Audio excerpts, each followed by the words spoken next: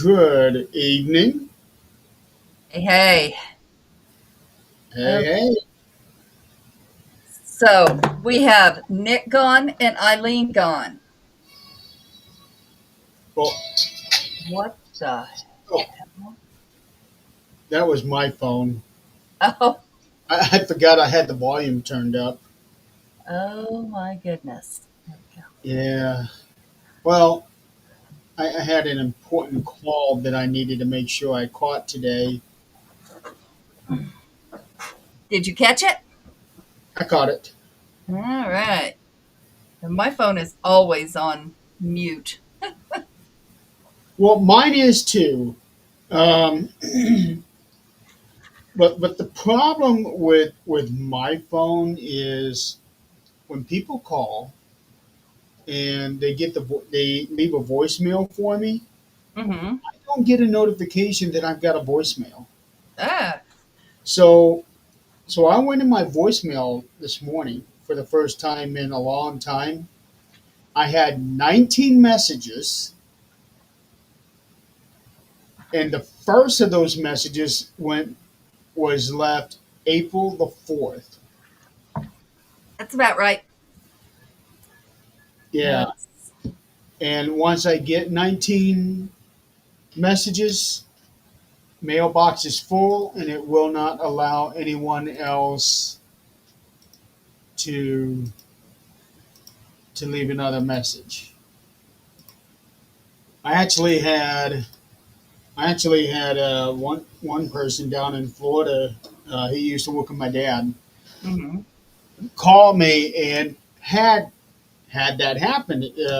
Got to my voicemail, couldn't leave a voicemail, and started panicking because he was trying to get a hold of my dad, just to see Oh, how he was doing and everything. And I forget what the situation was. He either didn't hear the phone oh. or whatnot. So tried to call me, couldn't get a hold of me, and it. Oh no! Did something happen to them up there? Yeah. So, and when they tried calling me, I was in the shower.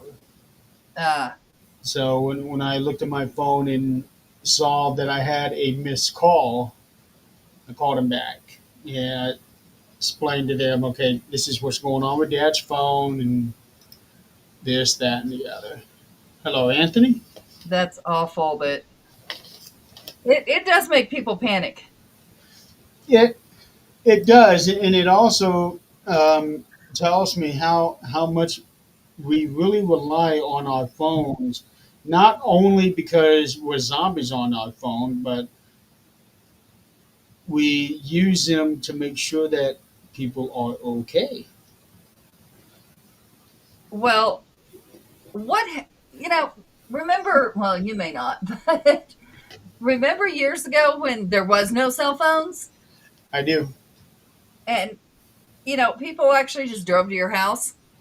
Or I remember before answering machines. So, if that phone rang, Yeah, that I didn't. if that phone, we never had an answering machine ever. We went from house phone to car phone and those big old car phones.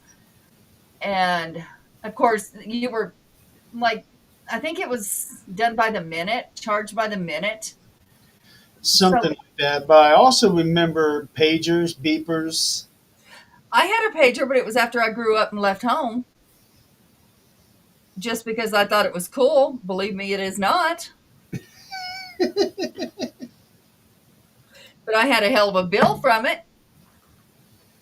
I also remember how extraordinary it was when they started coming out with caller ID. Yeah, yeah.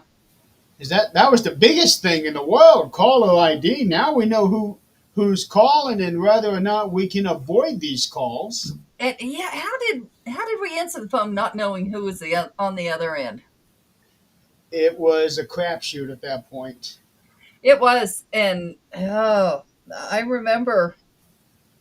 I remember answering the phone if I thought I was getting, like somebody from school I didn't want to talk to, answer the phone in a funny voice, and try to pretend it was my mom or something. When when was this? Fifth grade. I can remember standing in the foyer right next to the living room. That's where we had our main phone. And I would stand there and talk with whoever for however long. Uh huh. No, I had 5 minute time on that phone. If I went over that 5 minutes, my mom was hanging up that phone. Wow. I didn't have that luxury, and I wasn't allowed to answer the phone if she was there. So, if a boy called, it's like, "Who are you?" Well, they'd say who it was. Hi, Tom. And she's like, "No, I'm sorry, she's not talking to boys." The fuck, mom. When you grow up, you'll understand. I never did that to my kids. They want to talk to somebody, they talk, and they better sit right there with me so I know what's being said. Oh boy, those were the days, weren't they?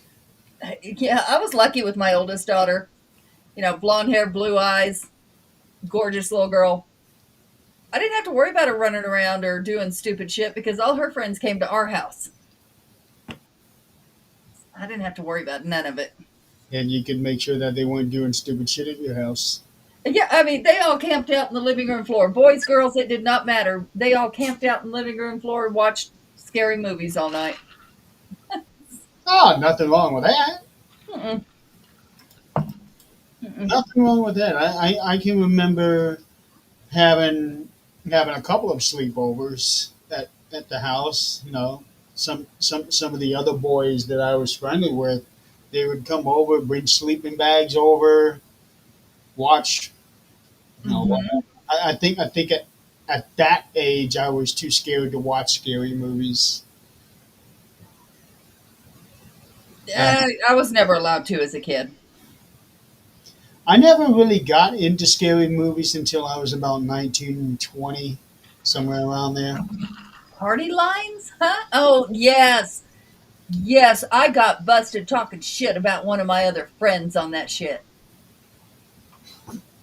Yeah, it ended in a fight at school the next day.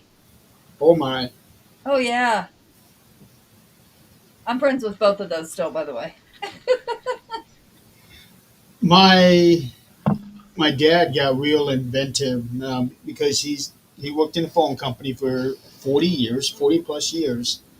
Um, so the house that we lived in when I was in fifth and sixth grade, it was a two-story house, and there was an extra room that was added on to the back of a bedroom. The only way to get to that room was through the bedroom. Oh, no. Um, so that was my playroom, and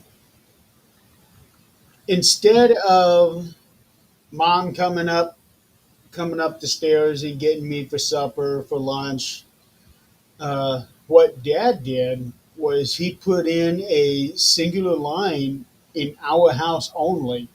Um, one right there in the foyer next to the main room, and one in my playroom.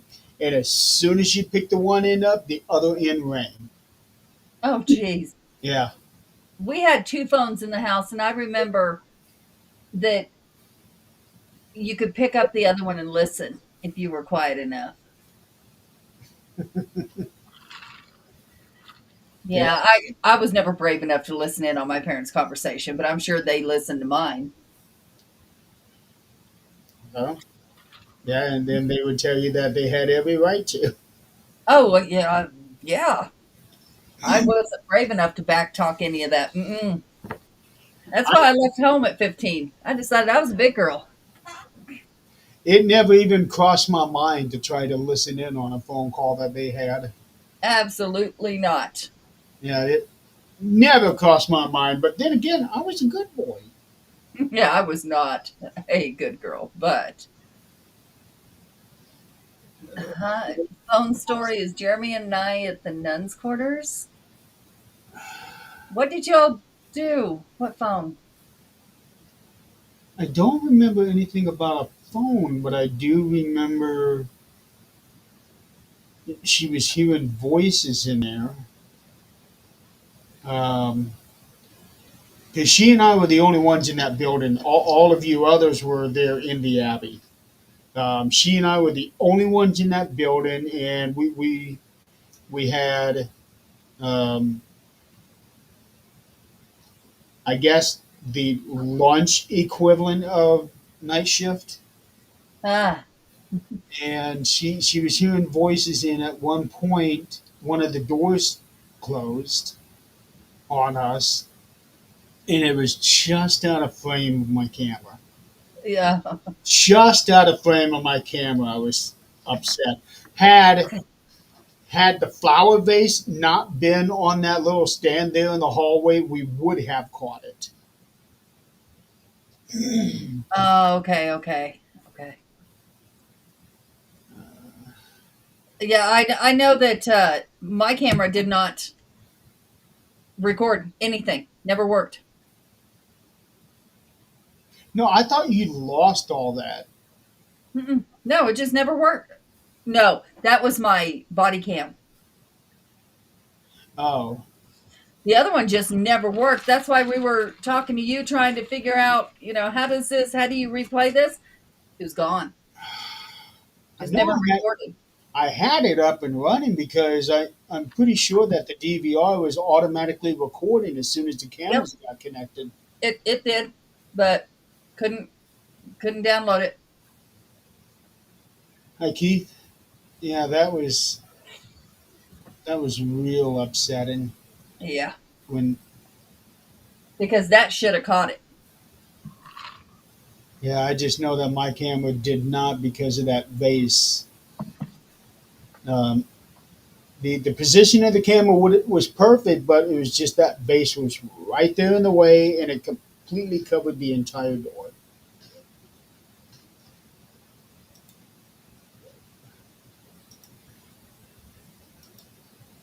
Just finish it packing, Nick. Come on.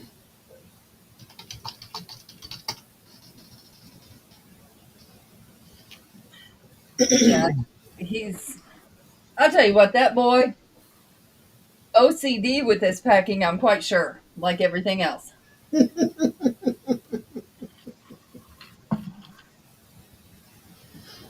Here, let me tag him on that.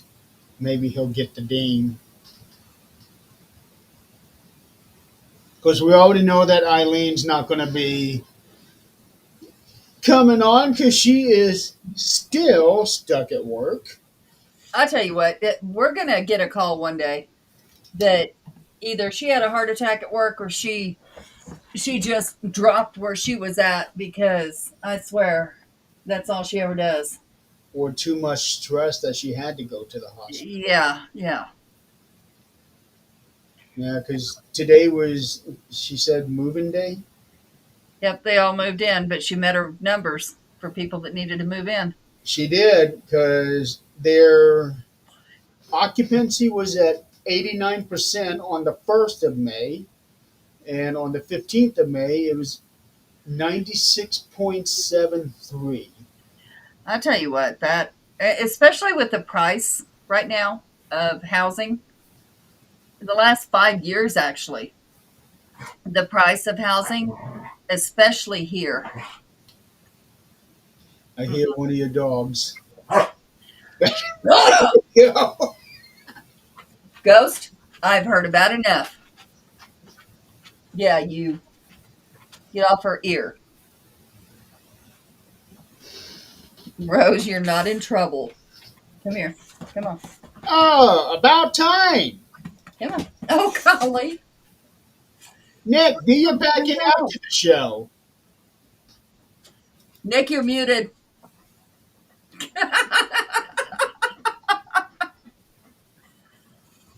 Hi, Chili.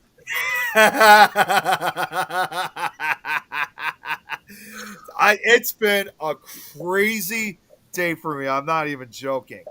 So it's been nuts. And believe me, I have been packing up. I packed up early, but too many other things got in the way for me.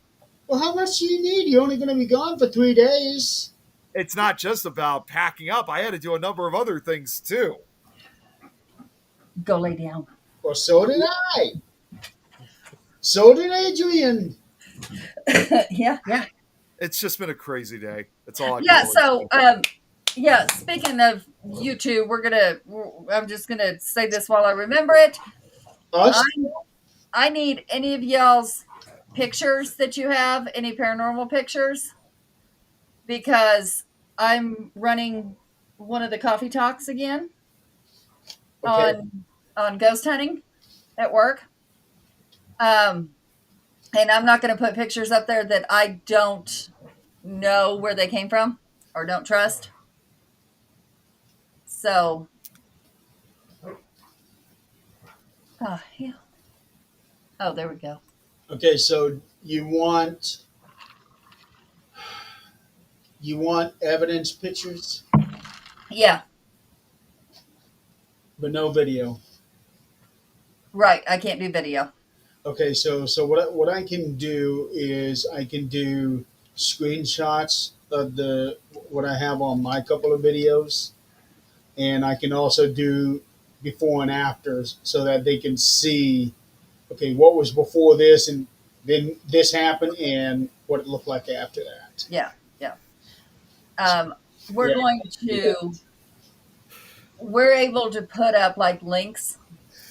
So I can like put up links to the things page, things like that. Okay. Or our usernames, things like that. We just can't click on them at work because security. Okay. Yeah, and that would have to be the we same need thing this. as like the only images I have obviously is the video, so I have to give you still images instead. Right. Yeah. When do you But need these? but yeah, the last time we talked about personal experiences and people were wanting readings and things like that, and I can't. I'm not doing readings at work. It's just not. It's just not okay. So we're not going to go into that. But and people ask me, like, hey, do you think this was paranormal? And tell me a story, and I'm like, I wasn't there. I don't know. Could it be this? Could it be this? I don't know. I don't. I wasn't there. Jan, what did you send me? That she had evidence pictures. Evidence of what? I don't know. That's what you got to worry about with her. That's Evidence what of I what? wonder if it's since she brought up the other name. I wonder if it's evidence of beef sticks. Yeah, well, it's not paranormal per se. Uh-oh, maybe I was right. Uh, She's walking past a soldier who has another soldier draped across his shoulder. hmm. One of them bronze statues. Oh, the bronze That statue. was at the Abbey at the winery, right? I remember a statue like that at the winery. Well, let me share it.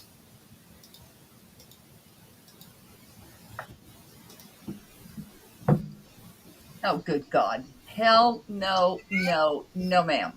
Whoa! Oh my God! No, ma'am.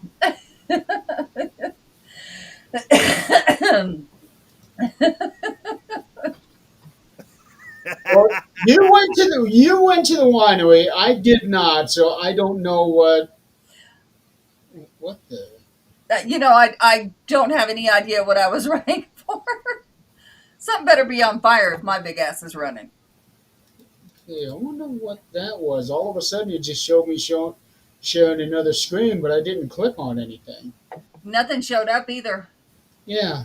Oh, and then as soon as we go live, you were brought up on the stream. I had to take you back off. I saw that.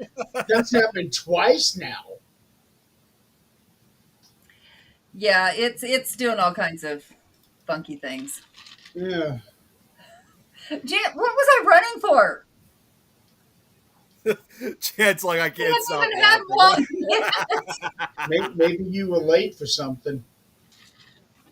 I don't know what she's laughing. So, oh, it must be the picture she's laughing about.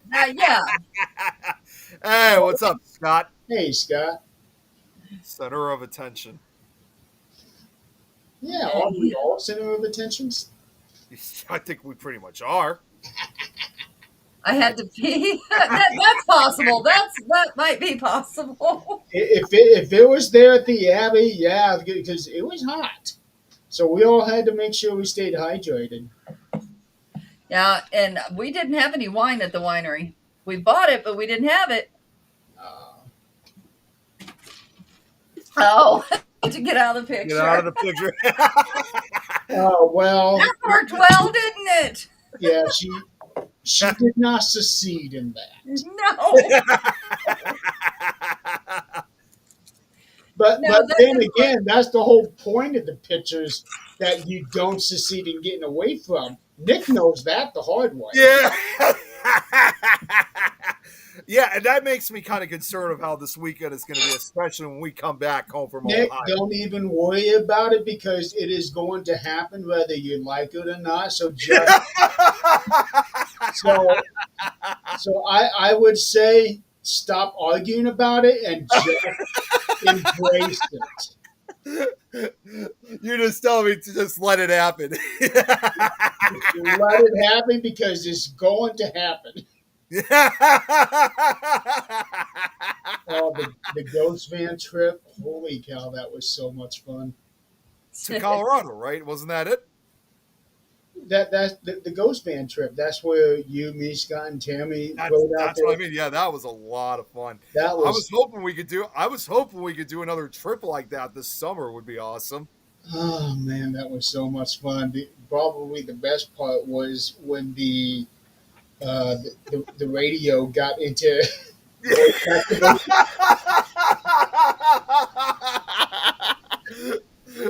Well, yeah, when you had the what was?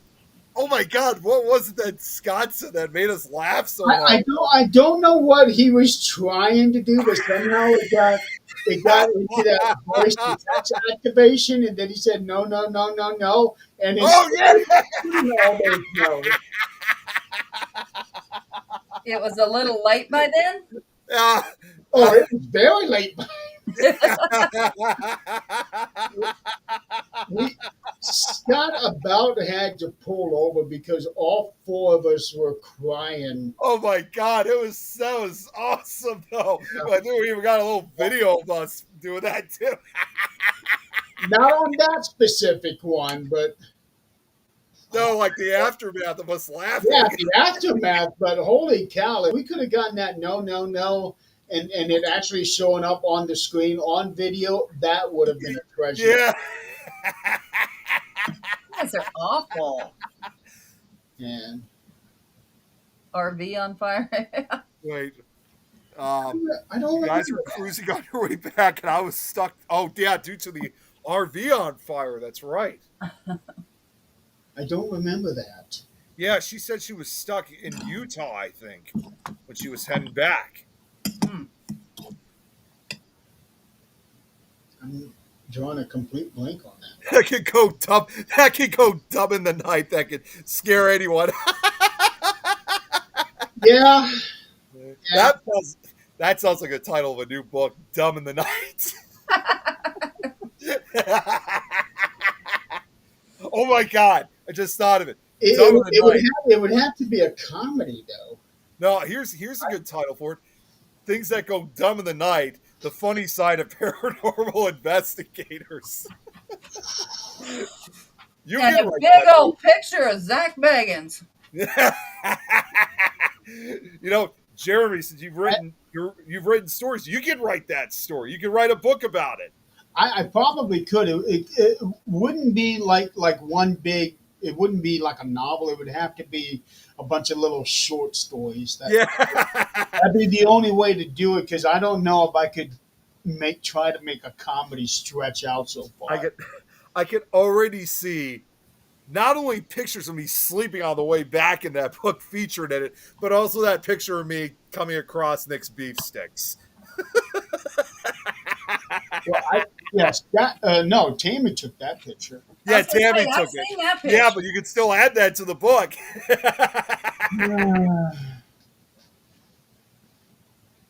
Adrian with the whistle. Let's see here. Yeah, of course, Utah. Yeah, I remember Jan said, yeah, she was stuck in the traffic for like hours when the RV was on fire. Utah is no place to be stuck.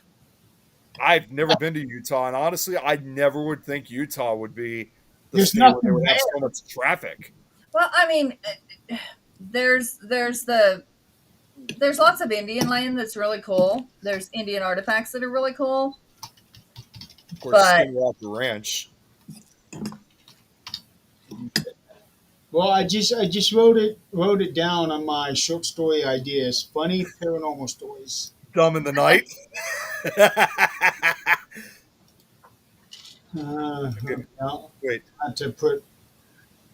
have you ever harvest wait? mix for the Have you ever beefsteaks. wondered if they harvested nicks for You the best so beef dumb in the night. Hey Nick, go in the other room, check, make sure you still got your beefsteak, dude.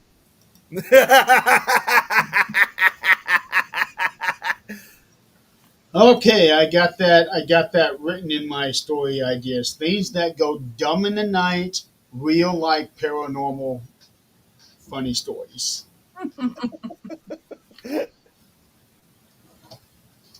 That yeah. I can already imagine one of those. I That's can a already weird imagine one of those chapters because we just brought up. I can already see like a chapter title saying "No, no, no, no, no." That would be a good chapter title. But the question would be is how many no's would be appropriate? Probably a good 5 or 6. Hey, Braxton, good to see you here. Hello? Yeah. But it would be a while before I could even try to write something like that because Yeah, I just started a new book a few days ago. Did you all see Annabelle is in Texas? I saw that. Yeah, Yeah. I saw that she was on the road. Well, yeah. So I didn't know she was in Texas, but Did yeah, you see the video I reposted of what happened in New Orleans? no. Funny enough, Braxton, he lives, I think, in New Orleans. In fact, There was a woman, they were at the French Quarter, and you know, there's lots of voodoo in New Orleans. Well, when they pulled up and they were pulling everything out of the van, this lady walked up, and if you know voodoo, that wasn't voodoo, but she was trying to ward that spirit off. She was up there doing her little thing, warding the spirit off. It was funny. This is on your page. Yeah, I reshared it this morning. this ought to be interesting because I saw a post about like Uh, Annabelle like yesterday, but it was just a photograph. I didn't see a video. There, he did a video, and I watched his live this morning as they were traveling to Texas. yeah, she's got the face paint and everything. Hmm. That It's girl on meant your, business. I am telling you, she meant business. Yeah, she did. You can tell by the way she's shaking those cymbals or the The percussion. symbols, yeah. I mean, she was saying, "I don't want this shit here." and Yeah. it's on your page, Adrian. Yeah.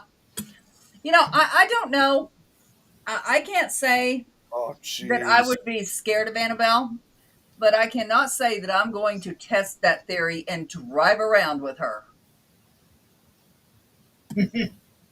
Yeah, Braxton says, I don't think I've heard of that down there yet. They say people can read or sense the nature of someone's business. You got to stand on business, which again, it said, I'm Yeah. sure Braxton's probably very familiar with that since he lives down in Louisiana. Hmm. Yeah. I mean, it was very well publicized. It's going to be there, but holy crap. You know, I would go visit Annabelle. I'm not going to drive around with her. I'm not going to hold her. I'm not about to be testing my luck. Yeah, considering at least 1 or 2 people have died apparently from her. Huh? Yeah. No. You ever heard about that? No. There The was. story of Annabelle. She killed 2 teenage girls or college girls. Well, actually, no. I heard it was from like. Actually, wait. Well, actually, no. You're right. I think one of them was a girl. I didn't know that she was a college student. Not the college. Okay. Student. Wait a minute. No. Those were the original owners of Annabelle. That's the original owners. That's right. It was college roommates. Yeah, and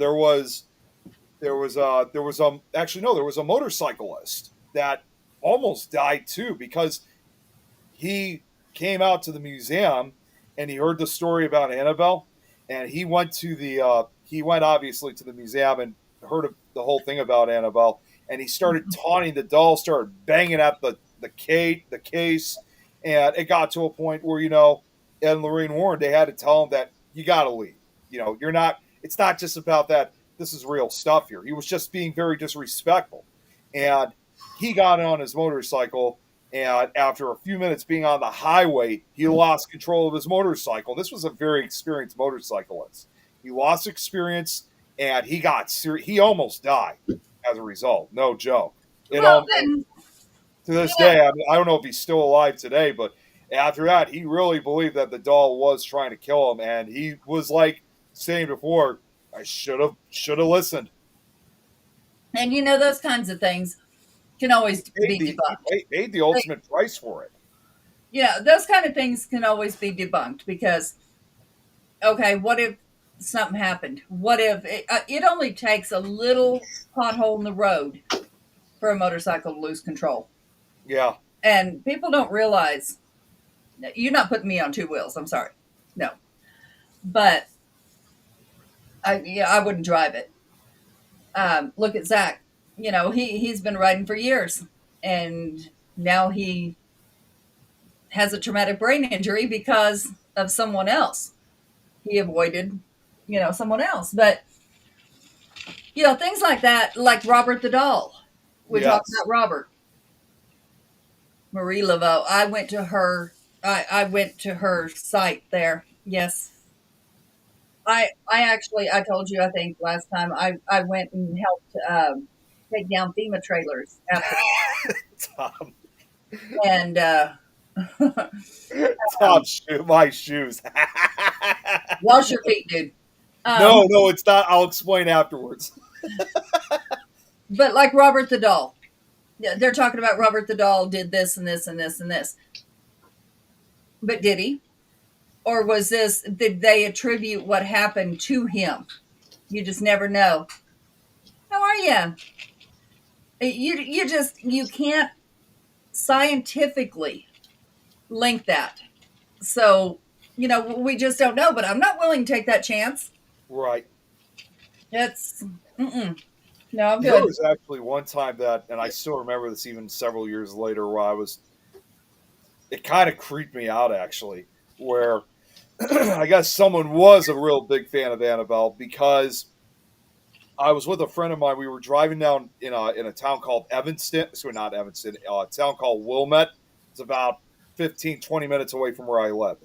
And a good majority of Wilmette is pretty historic. It has like a lot of the, turn of the century homes. It's essentially like where all the rich folks live, basically. They even still have, some of the roads still have their cobblestones on the roads. But we were driving down one of the neighborhoods to the town, throughout Wilmette, and we came across this house that had like kind of like one of those towers, like a turret tower that they had. And I see someone standing in the window, and I didn't really take much notice. But then as we got closer, I looked back up, and literally, I'm not even joking, there was a Raggedy Ann doll standing in the window. I'm like, I actually got freaked out, Brie. Like, oh my Where god. is this? Someone put a Raggedy Ann. That scared me. I know. I saw on Facebook that you moved away. I wish I would have known that, or you would have come up here before you left. Now in Washington. Yeah, you did. Yeah. Yeah, Braxton. Yeah, you did. In fact, since he brought up about Robert the doll, I showed a clip of Robert the doll last week on Fear Fans. Mm-hmm. Like, it was actually the first documentary I've ever seen anything about Robert. That was I actually saw that during my early days of studying the paranormal, and I Uh-huh. showed the clip because we were talking about Child's Play 2 last week. So I was showing the real inspiration, the real life inspiration of it. Okay, so first I'm going to address this comment from the things I heard when you were here. I'm really glad you did. I'm glad you're going through that divorce, and I'm glad you're taking your life back, and hopefully find somebody that is not that person. That's that's as far as I'll go.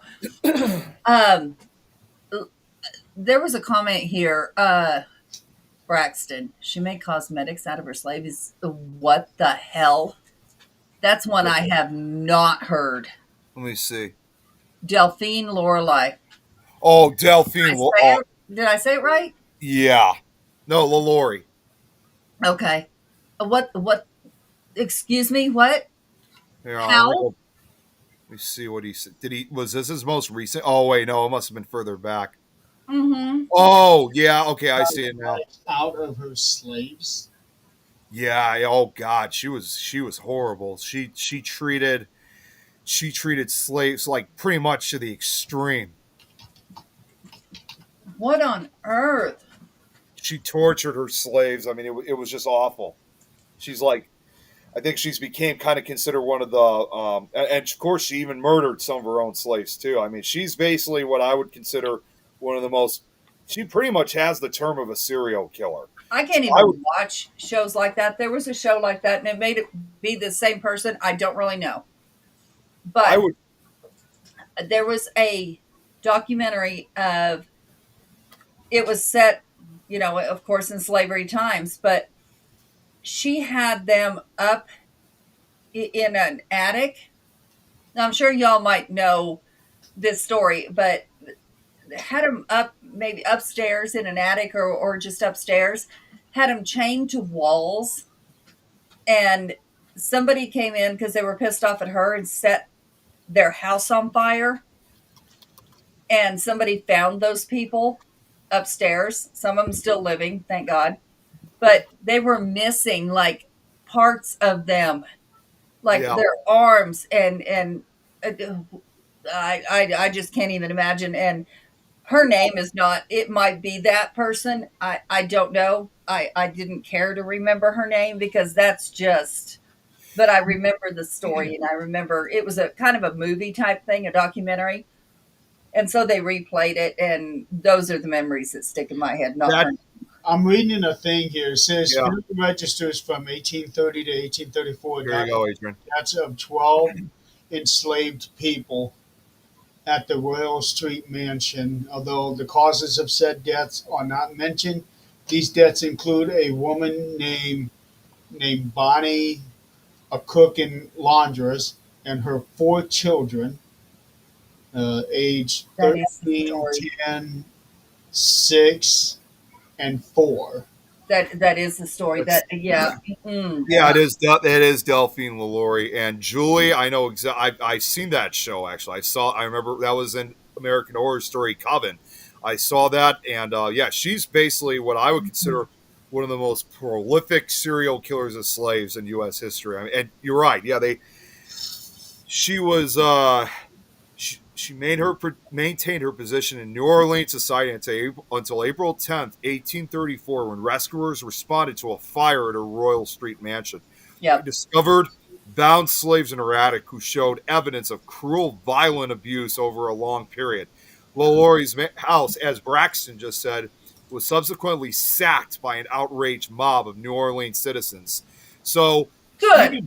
even during a period when slavery was still huge down in the South, especially in Louisiana, and as cruel as a lot of owners were, they still had their limits to their slaves. Like they would not, none of these slave owners, I think, ever gone to the extreme of what Delphine had gone through. So it even not only pissed off a lot of, like, it really horrified a lot of slaves that were not only were still under her control, as well as other slaves throughout that part of the country, but it shocked even slave owners. Like they never would even think of going to that extreme.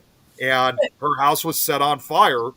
And to make matters worse, she was never arrested. She was never prosecuted for her crimes because she escaped to France with her family. Oh And yeah, she was just not in this life. Oh yeah, she was. The yes, Laloy Mansion in April 2007, Nicolas Cage bought the house. oh my God, Nicolas Cage, seriously? Wow. The mortgage documents were arranged in such a way that Cage's name did not appear on them. November of 2009, the property, then valued at 3.5 million, was listed on an auction as a result of foreclosure and purchased by Regions Financial Corporation. The property last changed hands in 2010 when it was purchased by current owner Michael Whalen for 2.5 million or 2.1 million. You So know, and these are the things. Yes, those stories need to come out. It, yes, we need to hear those stories about. You know, I've been watching old. They're not westerns, but like when the railroad was built, it was called Hell on Wheels, and you know, just North and South Railroad when they met, and you know, different things. But they're showing the slaves and the Chinese slaves and Yeah. you know, our slaves where they they show the scars on their back from their Oh beatings, God, it's horrible. and you know, those things need to be shown. The But what about the people that were good to their slaves? They Some people had them as family members. They were not slaves to them. Why Well, are we not? there's that whole belief about Thomas Jefferson, who he he owned slaves, but he apparently there was a rumor, and still to this day, that he ended up marrying one of his slaves and had racially mixed children. He didn't marry nothing. Well, no, He well that's did have children, but he didn't marry. I wouldn't He say was well, okay, so I take no, it back. I Maybe think not he was married, but he did already have a married. relation with a slave woman and had children. that happens so often, and many times without the slave's consent, Yeah. because they were not allowed to have. They couldn't go have. I'm going to say this differently because we may get this show removed. They could not have procedures done to not have the child where other people could have that procedure. They had to carry this child, and most of the time it was unwanted and unwarranted. Thomas Jefferson was married from 1772 to 1782. So he was only married for 10 years. 10 years. Yep, Jan, that's what Yeah, part of this show is talking about. and then of Is the course, Chinese yeah. building the railroad? Yes, their people built the railroad, but the Chinese brought, like, one tycoon would bring a bunch of people over, and they were pretty much slaves, and they Well, would and also even take off the top of their pay. well, if you look at, for example, and even though a lot of Chinese voluntarily took part in this, like for example, the Great Transcontinental Railroad of 1866 to 1869. Yes, a lot of them voluntarily joined, to work on the railroad because they were so good at building. But problem was, even though they, according to what I heard, they were well Okay. disciplined, but unfortunately, they weren't really treated very well by their coworkers in this case. A lot Right. of the white workers, maybe former slaves, because there were blacks that worked on it too. They collected basically everybody they could from throughout the country They to were work. called freemen Freemen, yeah, because they were just free. they were And this free. story, I love this story because the freemen on this show are the heroes of this show. Besides the main character, they are the heroes. And you know how close this is to real life, I don't know, but I would like to think that it is because it turned out okay. Well, here's something else that should be, and this is something I think a lot of Right. us already know. Let's talk about like the Chinese workers, for example, is there's that famous photograph that was taken, after the completion of the Transcontinental Railroad in Promontory, Utah. The two trains, the two locomotives meet up, and they have that full picture of everybody that took part in it. And yes, they say it's considered one of the most famous photographs in history, but in spite of the notoriety of it, if you look very closely, not a single Chinese worker or freeman was featured in that photograph. It was essentially, in fact, most of it was mainly just white men. I mean, women were not even included. At least most of them were not even included to the picture. So they literally took all the credit from all the other groups that actually worked on the railroad. Well, women couldn't own land Yeah. then either. Women were one of two things: a wife, and they would be the voice to their husband if their husband would listen, if they had a brain for business, or they were a whore. That was it. Yeah. And then, like I said, as for the Chinese and free men, they were just, even though they were considered, they were considered the backbone, but unfortunately they should have received more credit for what they did. In fact, Stagecoach Annie, was that her name? Anyway, this woman drove a stagecoach. She was a nun. She was at the nunnery. Decided this isn't for her. She went out there and drove stagecoach for the railroad. And this woman she'll fight a man. She made her own money. Mary, And they feared her, huh? Stagecoach Mary. There we go. Okay. And this woman's in the show, and it is, I love it. I was able to find the other children of Thomas Jefferson. So his wife died in 1882. His first child with the slave woman was born in 1782. Mhm. His first child with the slave woman was 1795. Okay. So 13 years after the death of his wife, and they had up to 6 children, but let's see, Oakley Annie. Annie Oakley. two, Yep. two of them died at very young ages. Well, and the other thing too is that and I was going to say 1782 because I was going to say that would have been unusual for when you said 1882, because I was going to say Thomas Jefferson himself though died in 1826, almost 200. It's about 200 years ago. Yeah. And, It's, I mean, there is so much history that is now coming out due to DNA. Well, one more thing about I don't know if you guys remember hearing this. In fact, on the 150th anniversary of the Transcontinental Railroad, for example, descendants of the Chinese workers, they all came out to that same exact spot at Promontory, Utah, and got kind of like a replica picture of the original picture that was taken back in May of 1869.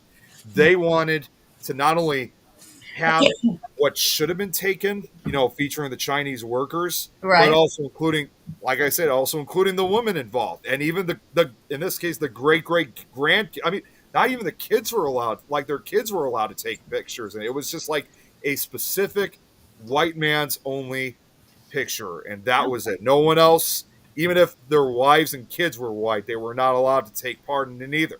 So No.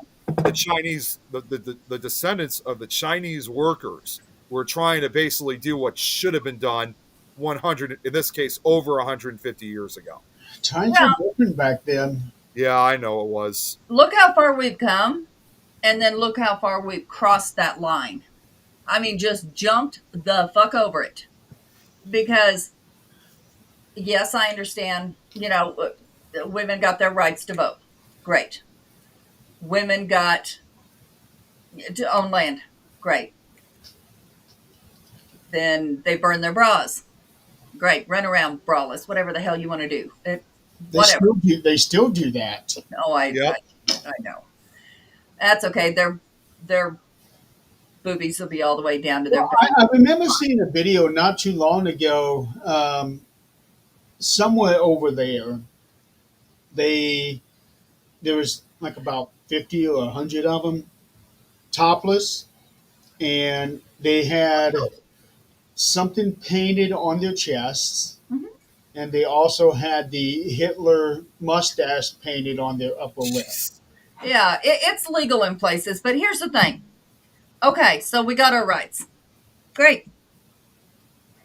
Then we stepped over that line and we stomped on that line and decided men are inferior at this point.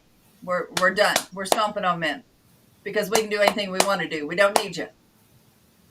So men, okay, you don't need us. We're going to stay home and raise kids. You get your ass out there and work. So that has become now the mentality.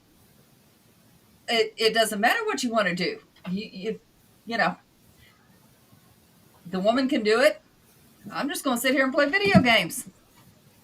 The There, woman there, there are couples out there where the woman does go out and and work, and the man stays home and raises. and that's fine if that's between them.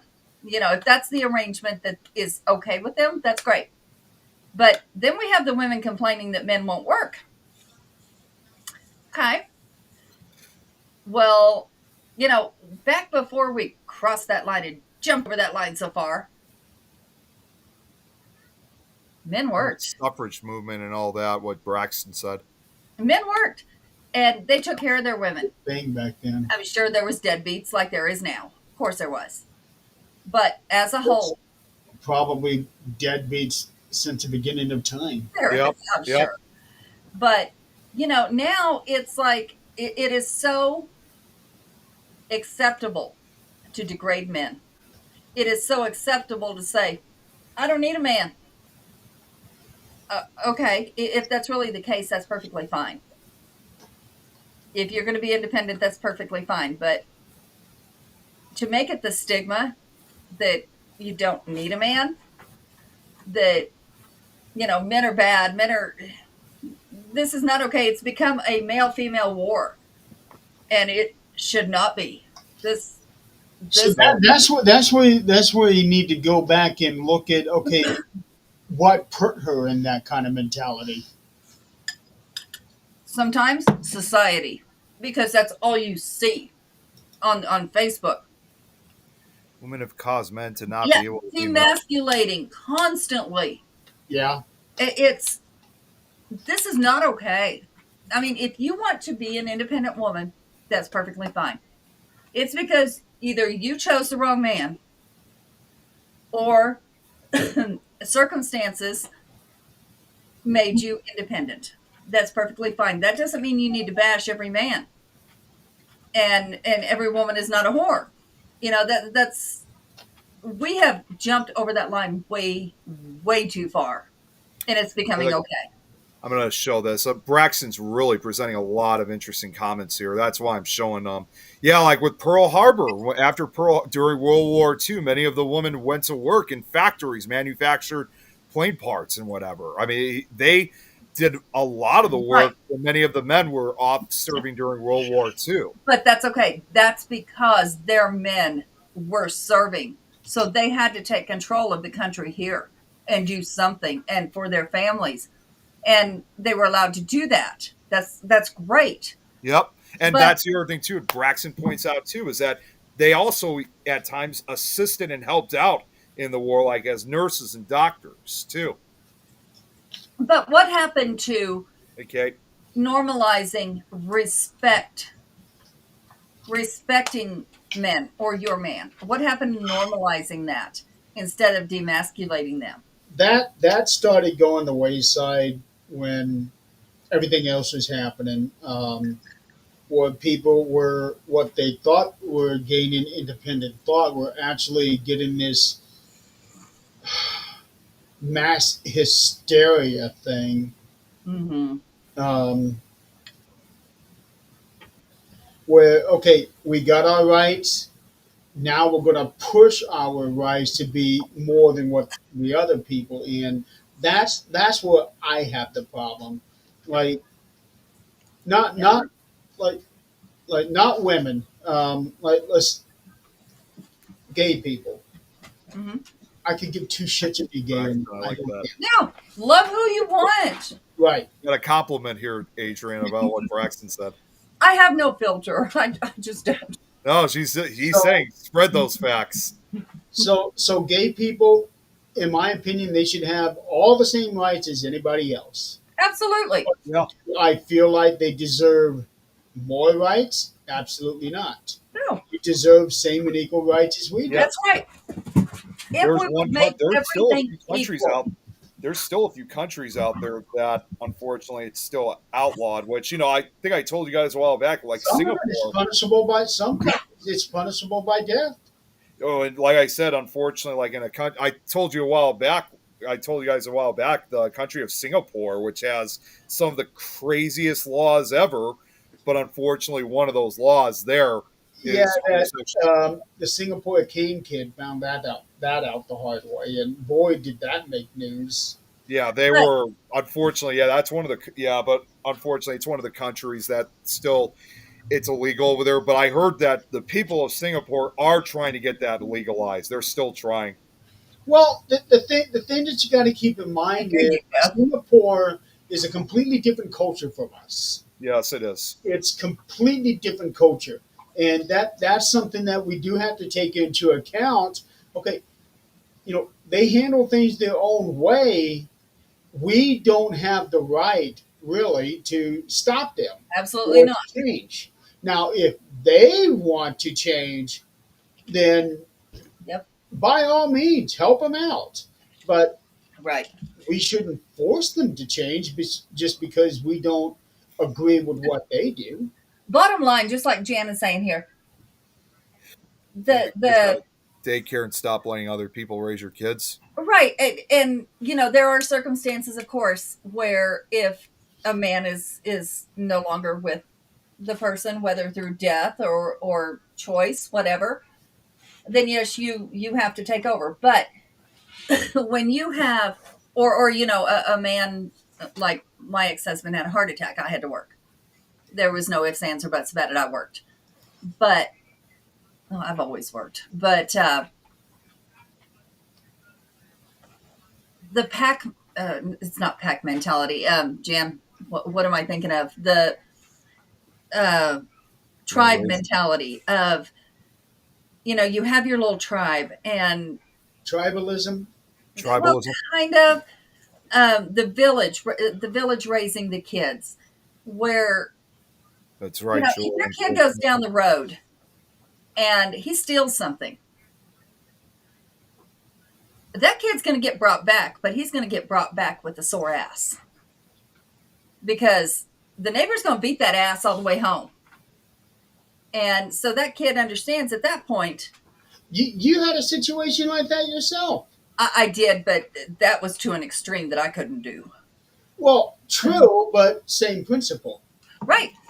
So that kid knew from then on, anybody out there seeing him doing this bullshit, he's going to get his ass beat. You just don't do it. It's community. Like, when Jan was sick, I had the kids. When I get sick, she's going to have me. That's just the way it is. But you have your tribe that you can do this with.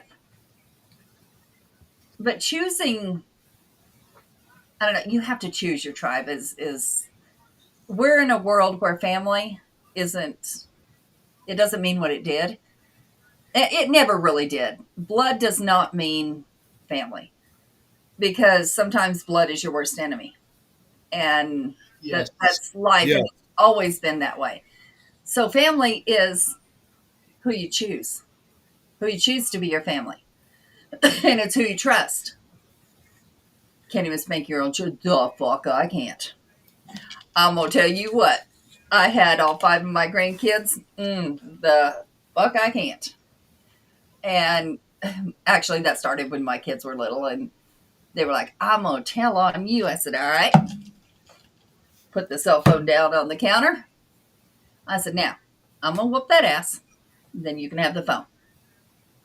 When they get here, I get a vacation. And you can go wherever it is they're going to take you. Needless to say, Never called. But they grew up to be great kids. Every damn one of them. Whoopings was served from sun. Sun Yeah, up to bet it sundown. was. That's an It, interesting way that he put it. First, got to make it to the phone. it's pretty sad today that you can actually tell the kids, the adults really, the adults that grew up in families where they spanked you, and the ones that grew up in families where they didn't spank you. You Yep. can almost always tell. I mean, there is a huge difference. Absolutely, there's a difference between spanking and beating. But somebody made an impression on me one time, and this saying stuck. Was if you make an impression that first time it happens, instead of working your way up from two, and then get that ass, and then you have to get it harder, it don't work anymore. They're I, immune. I remember a story my brother told me. Um, when his son was young, I forget what age he was, but he was young, and he did something bad, and he was going to spank him. And he said, "You spank me, I'm going to call the police." Yep, yep. That's what I So, heard too. so, so he goes, "Okay," spanked the tar out of him. Hmm. Then he handed him the phone. "Okay, Yep, now you call the police." He yep. didn't dare call the police. Now my son did once, and Really? it was because we lived in a town of like 500, and I don't even know if it was him or my stepson, but anyway, one of them. We were out on the farm, and they done something, and they all got lined up, all the farm kids, because everybody lied about who did it. Each one of them got a SWAT. One of them called. Well, I worked as a paralegal. Two cops in town, one judge, and the sheriff's department barely ever came over because it was a small town. He shows up at my house.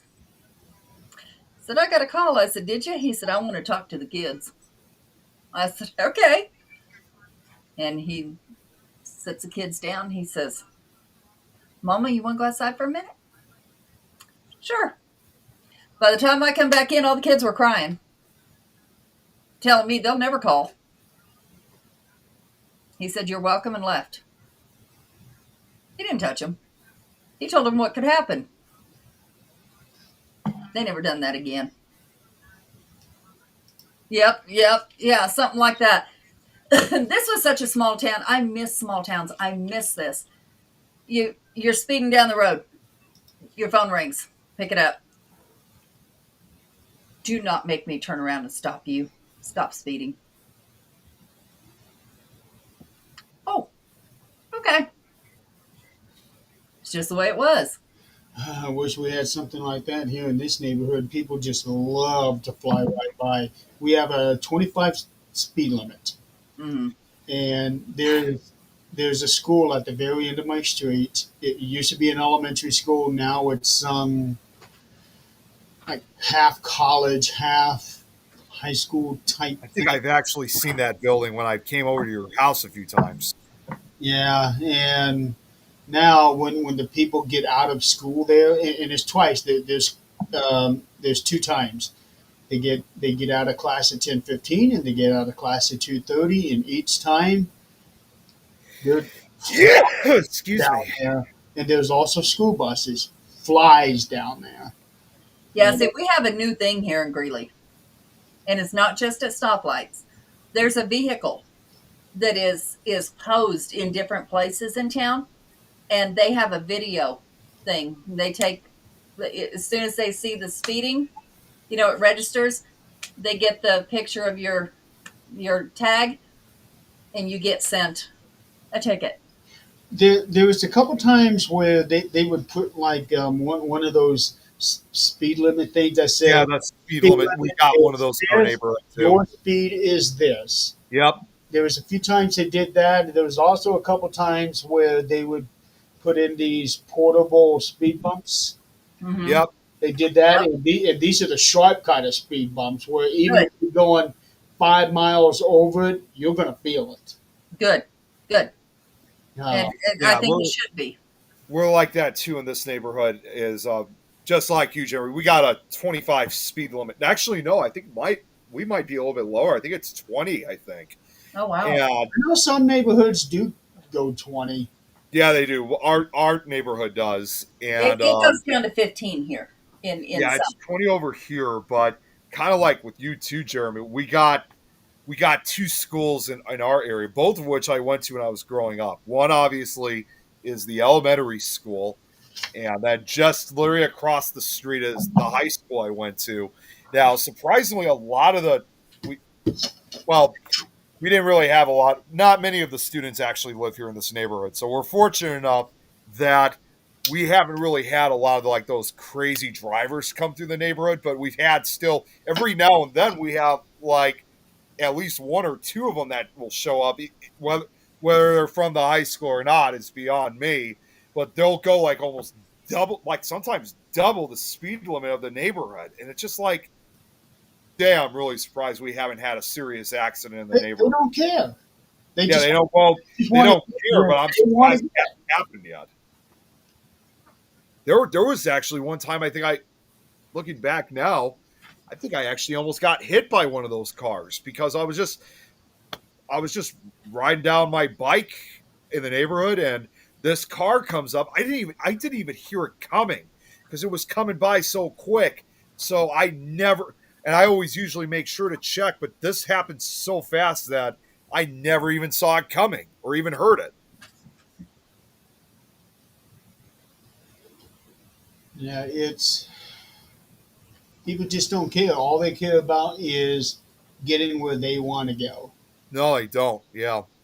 Look what Braxton said, saying, "This y'all is a black American mother's famous words of warning. If you act like a fool when we get in here, it's going to be me and you." That-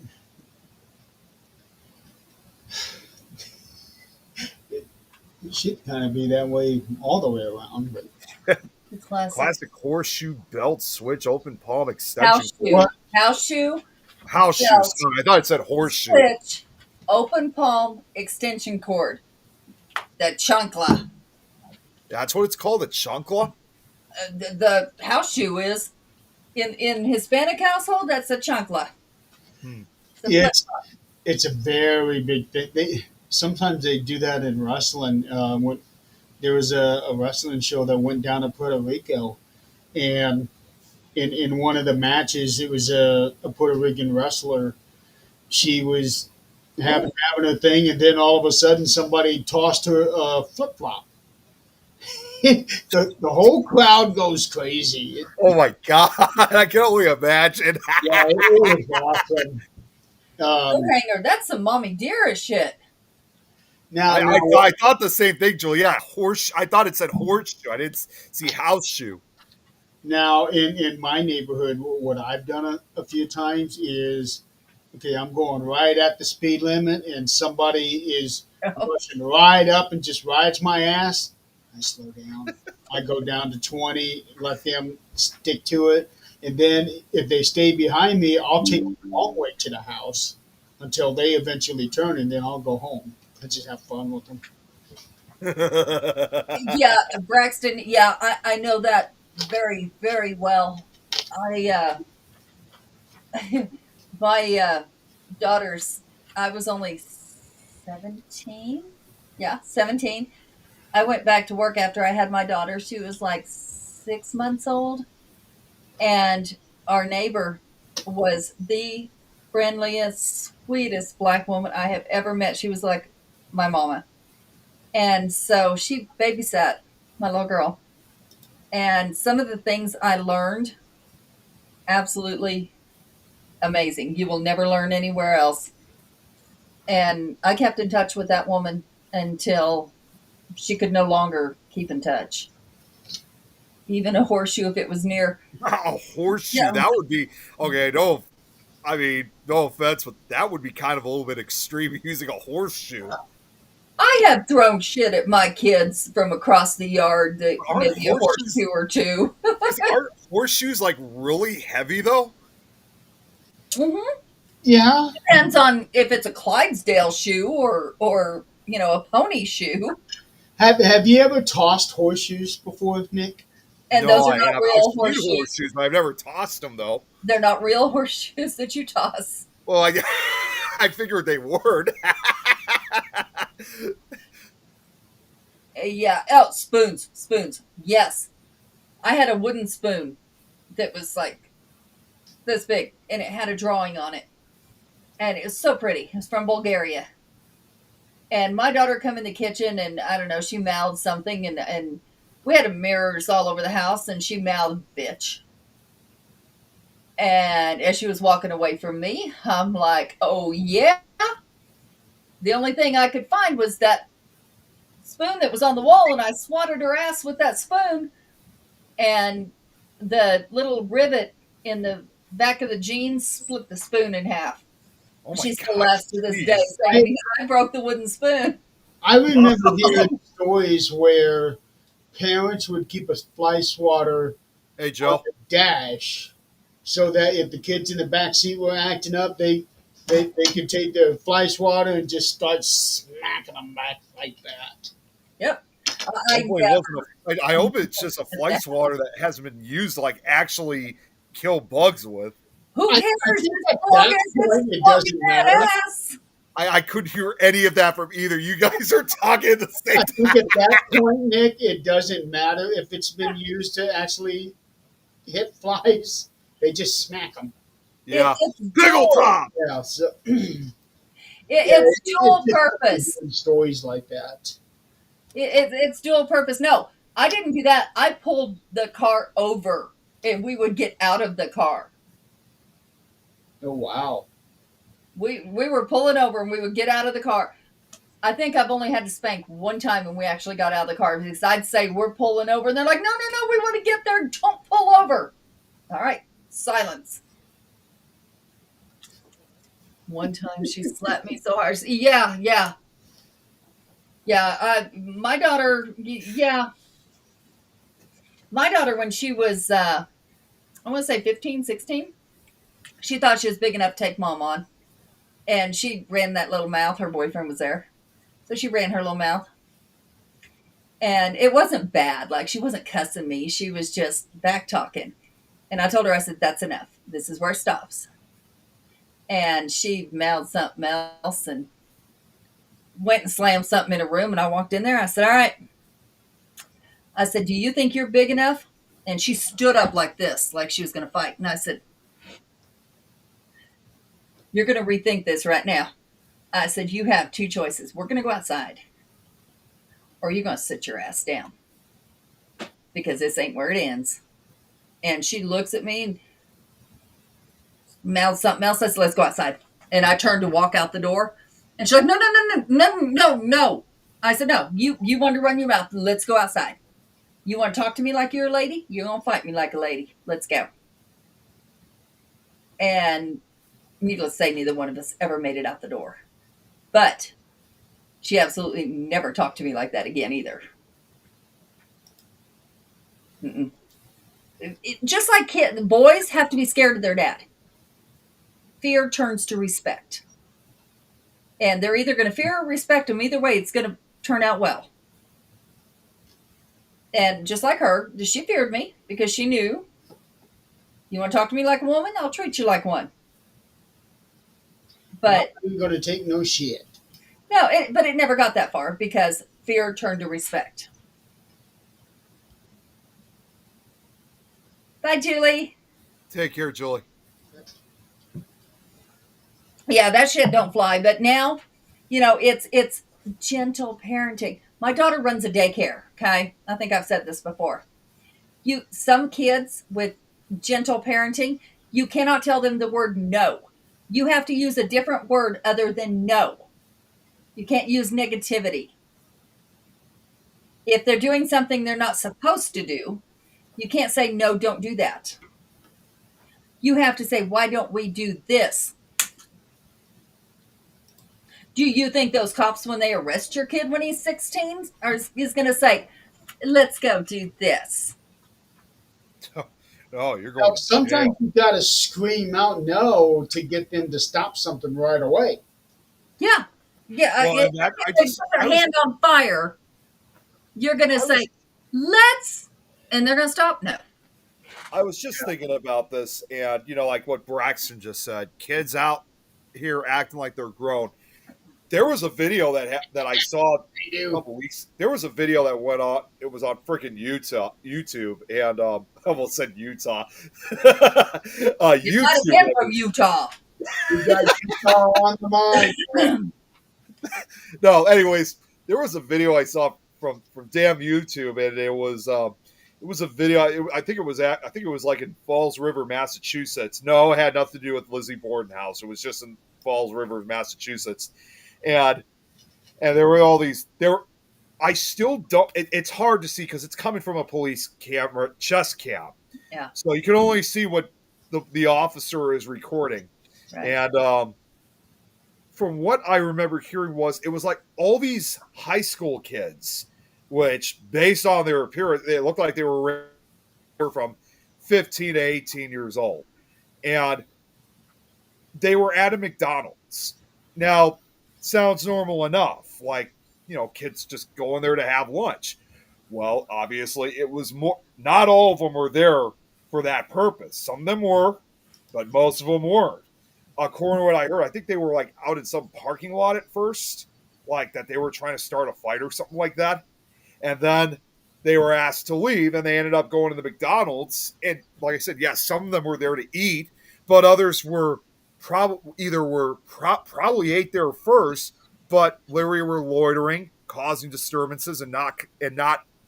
They were asked to leave this time, and a lot of them were. Of course, some of them that showed up at the McDonald's were not there to eat at all. They were just there basically to cause trouble and to raise hell. And so they had to call the police because it was getting out of control. Like not even the manager could get rid of them. And the officers started, giving all these warnings saying, look, you guys don't leave, getting the handcuffs off. We're going to handcuff the first person we see. Although they still managed to just kind of identify which ones were the troublemakers and which ones were, because they would ask, you got a receipt? Got a receipt? If you got a receipt, you're good to go then, because, you're here to eat, obviously. If you don't have one, either we're going to arrest you or you get the hell out of here. Yeah. And eventually, they finally had enough. They ended up arresting one of the kids, and you just hear. I'm not trying to make it sound like it's a racial thing. It was a black kid that they arrested, but it was a whole bunch of other kids that they arrested, regardless of race. But this kid, though, I mean, it didn't matter about his race. He was acting extremely violent towards the officers, saying all these, obscenities. And to make matters worse, all of a sudden, these other kids, the other kids that were causing trouble, they just start going after the officers like crazy. And they're trying to make it look like it was the officers who started. When I was like, no, it wasn't.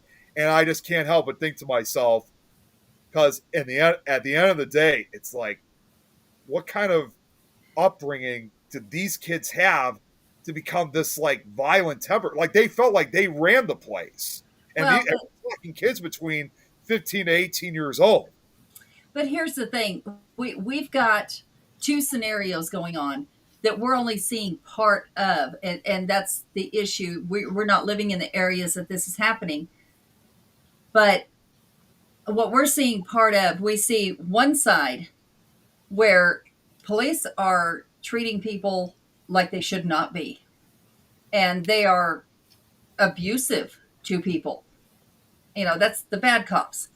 Then we have this side over here where, because of those bad cops, good cops cannot do their job anymore. Right. There's things that they are restricted from doing. And so, that line there is very, very blurry. And these bad cops have caused a huge rift between everyone. I don't even like cussing or talking a certain way in front of people old enough to be my parents or grandparents. I'm talking a certain way. Yeah. I Sometimes you just can't help yourself. Yeah. Well, My mouth is like a sailor. I've been around truck drivers too damn long. Well, Here's the thing: when it comes to us being around older people, most of us have it in mind. Okay, I need to be on my best behavior, and there are other people who just don't give a shit. I did not cuss in front of my mother the day she died. She never heard me cuss because if I cussed around her, the hair on the back of my neck would stand up. Not because she ever did anything, because I did, because I was raised not to. So I just did not in front of her. It's like you just did the ultimate sin. Yeah, yeah, and she was- was, Miss Church Lady and this and that, and no, mm-mm. I'm going to be honest. I mean, I've never done that in the case of my parents, like at least not to them, because I will admit, there had been a few times I had cussed, but if I did, it was very rare that I ever did. But most of the time, it was revolving around something else that was going on, but it was not involving them. And there was, long story short, I think the one time I think I really cussed up a lot around my parents was actually due to an incident 10 years ago now, that it was involving, I would just say, people who I thought were my friends. And it was like horrific. And it was not only involving me, it was also involving a girlfriend of mine that I was dating at that time, that she was also being victimized too. And believe it or not, I still have the evidence of that on a different Facebook page that I no longer use. I kept that with me ever since. But at the time when this happened, it's like I just lost total control of myself. I mean, it got so bad that, let's just say, for example, even if my parents were that strong enough to show that physical discipline, I think it got to a point where it's like not even they. I mean, I was 22 at that point, so it wouldn't have been used anyway. But even if I was younger, it would have been to a point where it's like not even they could stop me, because I mean, Larry, I was just out of control. It was like, Sometimes that happens. yeah, it was through an intensive rage moment. So, but yours, they look back at it now, and understandably, they didn't blame me for feeling the way how I was, and they knew that I was not taking it out on them.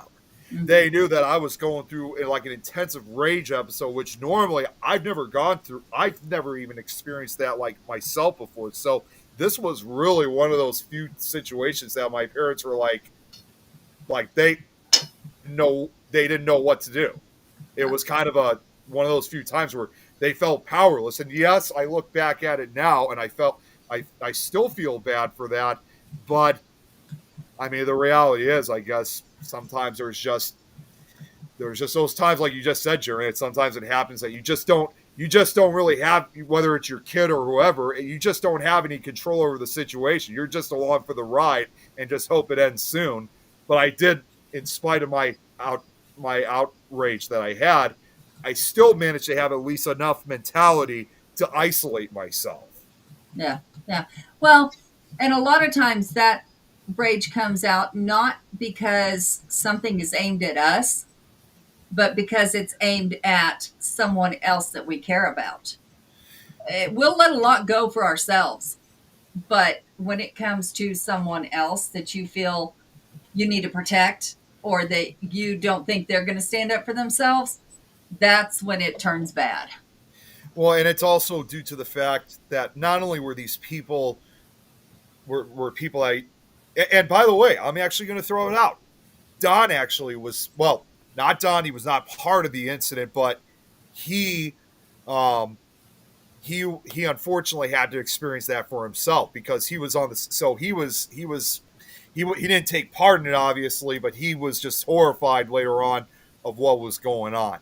So, and at that time, these were all people that we thought were our friends, and I had worked so hard of trying to get these friends, and I'm ashamed to admit, I paid for a lot of their stuff that they wanted to do and stuff like that, and this was seriously how they repaid me. So it's like, That's like how I we said, learn.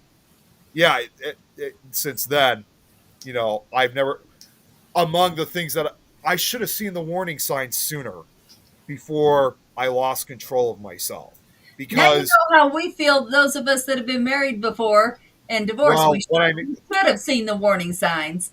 I should, well, at a time when I was really still kind of fresh of trying to have like an actual social group of people, like group of friends, it was difficult for me to really distinguish that. And once again, this kind of goes back to when I've talked about the difficulties of me having autism, where I essentially was being taken advantage of. You know, I was trying to have just, you know, a simple group of friends to hang out with, watch horror movies with, do fun stuff with.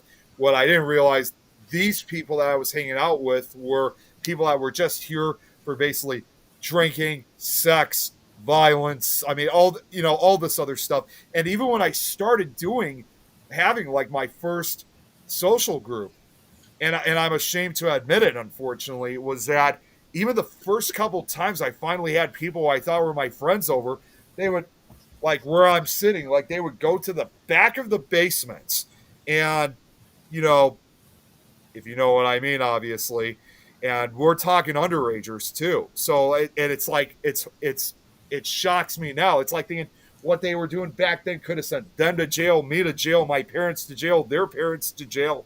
At But that point, I probably would have put smoke detectors back there, so what's that that?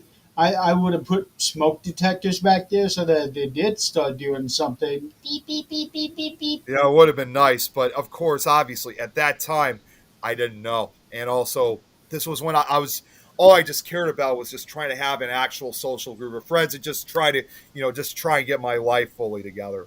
And we've all been through that. But like Braxton said, some people are in your life for a reason, others only for a season. But even those I that like are that. there for a season are there for a reason because they taught you something. They did, and um, in spite of what they were going through, they also they actually called me some pretty horrific names too. I mean, it Of was just course. yeah. So again, I'm going to keeping it real short because it would be too long. In fact, it happened in May of 2015, and that was a day that I later referred to it as Black Tuesday because of just how negative and how nasty it was. Where the group that I had at the time, it was also supposed to be kind of like a horror film club, and the fact that they were doing all this, unacceptable stuff made me realize that I needed to start. Um, I had to. It made me no. It gave me no choice but to establish some rules in some way. Kind of like all this talk about discipline and stuff. I kind of had to put discipline onto it. I didn't want to do it, but unfortunately, when they were starting to do all this stuff, it left me no choice. Because especially if we were ever going to get any new folks to join our group, I did not want people to think of it that way. I wanted people to think of it as just a simple paranormal and horror film social group. Mm-hmm. So I made a list with a couple of those that did side with me. We put the list on our group page that we had at the time, and at first, a couple good likes, Yeah. a couple people agreed, and then 2 days later, Black Tuesday, um, I came home from work, and this was when I used to work in my old job at the time. I was exhausted like I usually would.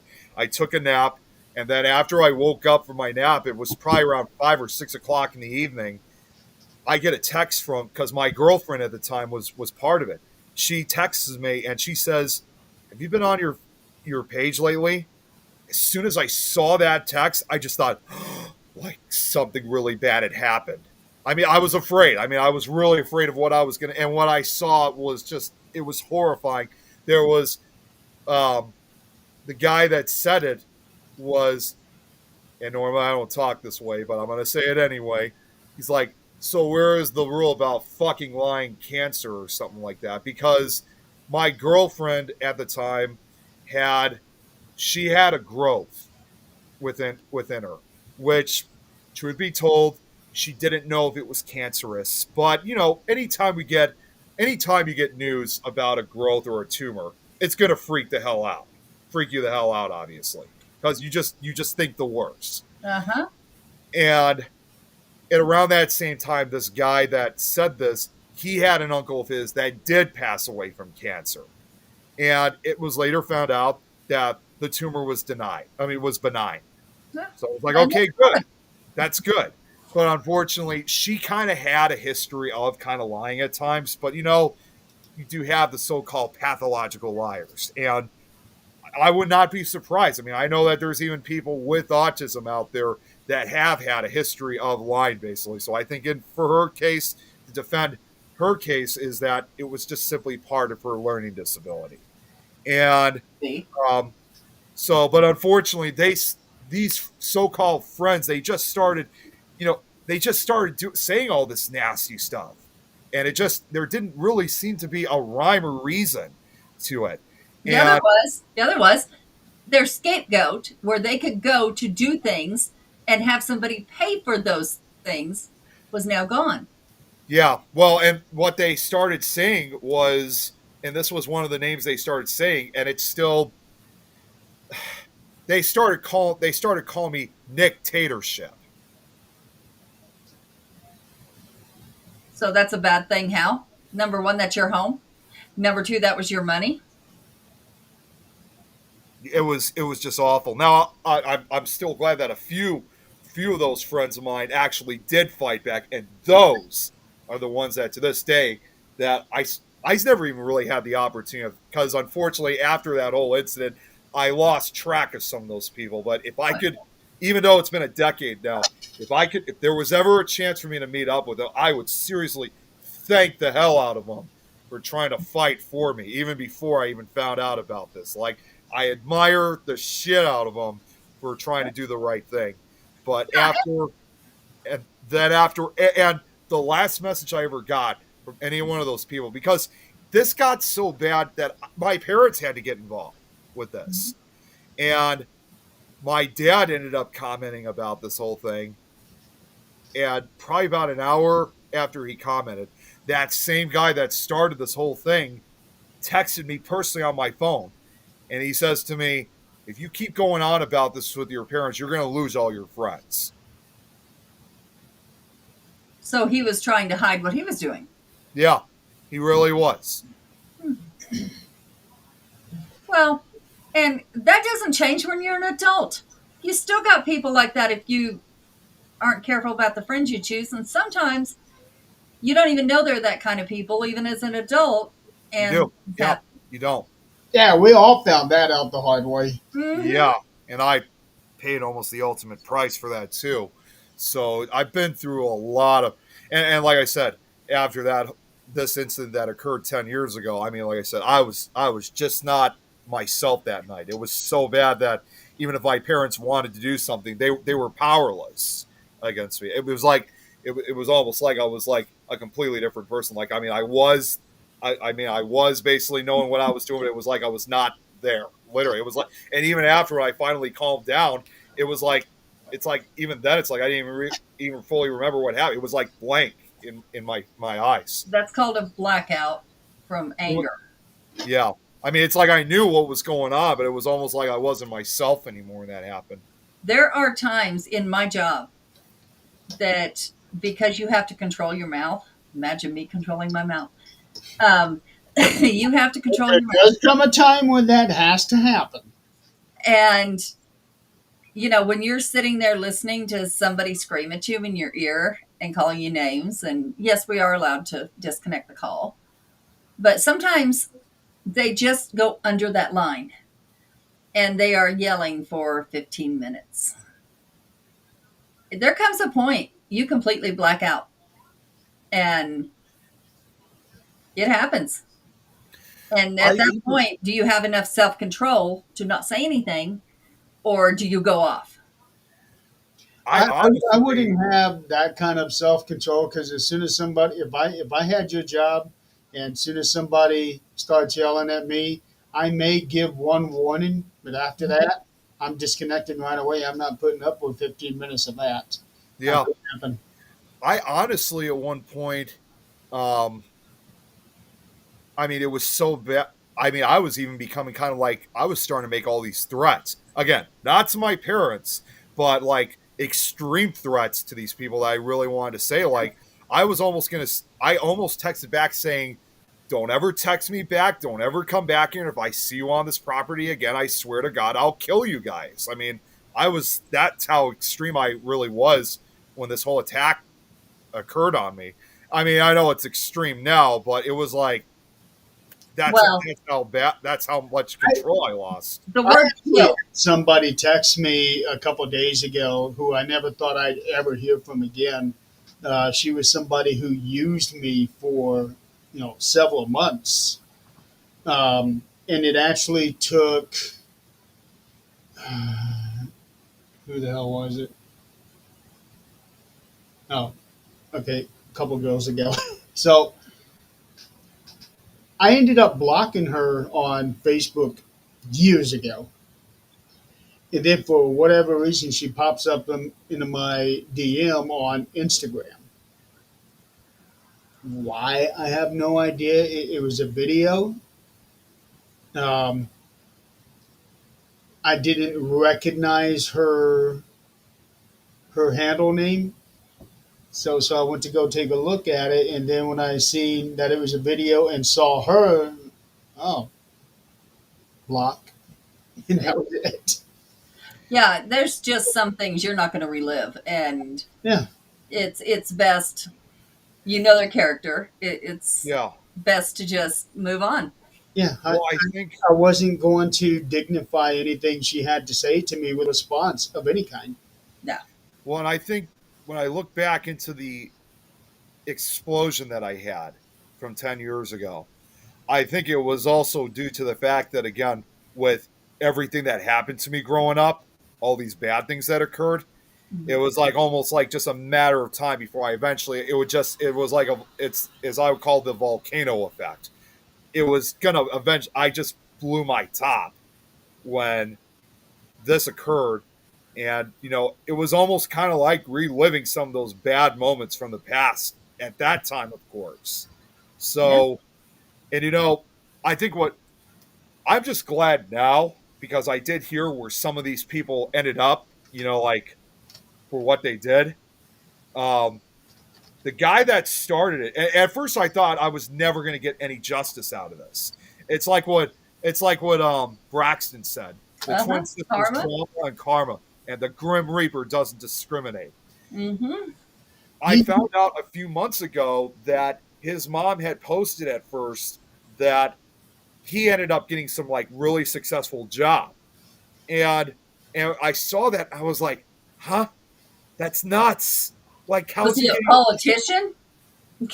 Yeah, I mean, I was like, I don't remember what it was, but I was like, like that's nuts. Like, good things after what he had done to me. And I know this is going to sound extreme, but it's like this was a group, this club that I created at that time was something that I formed from high school.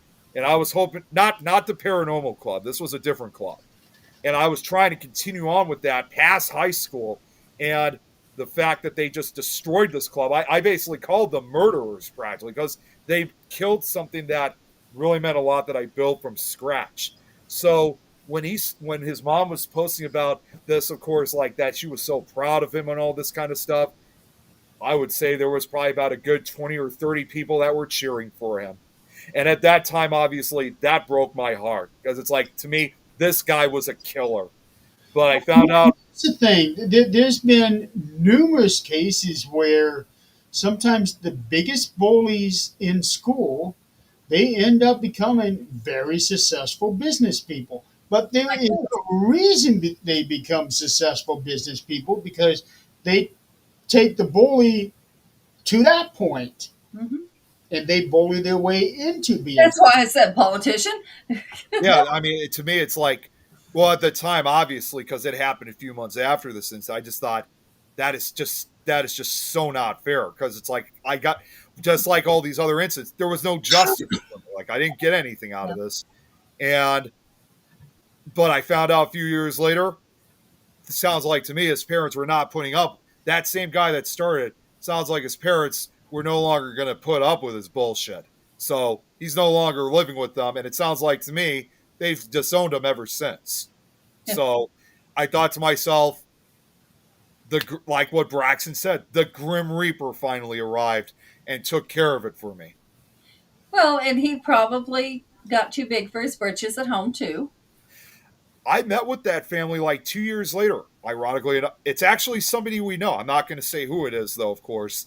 But I saw him 2 years later at a Paracon, and I spoke with his sister, which unlike Kim and his brother, she was born a decade, later. So she was still like in her preteens at that time. But so she was still just a kid. But even a kid like her, she later came up to me, and we're talking about like a 14, 15-year-old here. Even she knew, because she heard about what happened. Even she knew what her brother did to me was wrong. And she acted, what she said to me afterwards? She later said to me at that event that you never should have gone through any of that. And she was right. I shouldn't have. No, you shouldn't have, but that is life lessons that we all have to learn. Yep. And we need to learn. If we live this little rosy path, we're going to be stupid the rest of our lives. You learned a valuable lesson that day. I did, but it was a very difficult lesson. And They all indeed, I basically lost my head for quite a few days, especially after that incident. So, and as you guys can imagine too, since that incident, even a decade later, I've definitely been a lot more strict on who I bring into my social group. And of course, obviously, even though I'm open to making all these paranormal connections from around the world, again, since you said we've all learned the hard way, there's been some bad ones out there. And I choose the ones that definitely are the most trusted. And That's why I don't socialize anymore. I really don't. I don't either. Yeah, because honestly, I don't give a shit. Now, I have my friends and I know who they are. Yeah. And, if I go somewhere and I meet somebody, that's great. I'll talk to them. I'll be friends with them. If they need something, I'll help them. But as far as, just hanging out all the time, well, considering that, I can't believe I'm actually about to say this. Considering that there's someone out there that we have talked about, I'm not going to say names, but I think you guys are going to know who I'm talking about, who runs a particular network out there from Texas. it's not from Texas, but okay.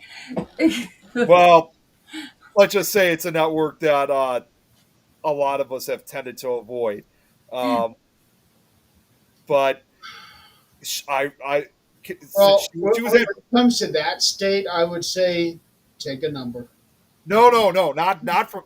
I'm not saying all investigators from Texas are like that. I'm just saying one particular investigator. But she was at ParasiteCon last year. I told you guys about this last year, where That one.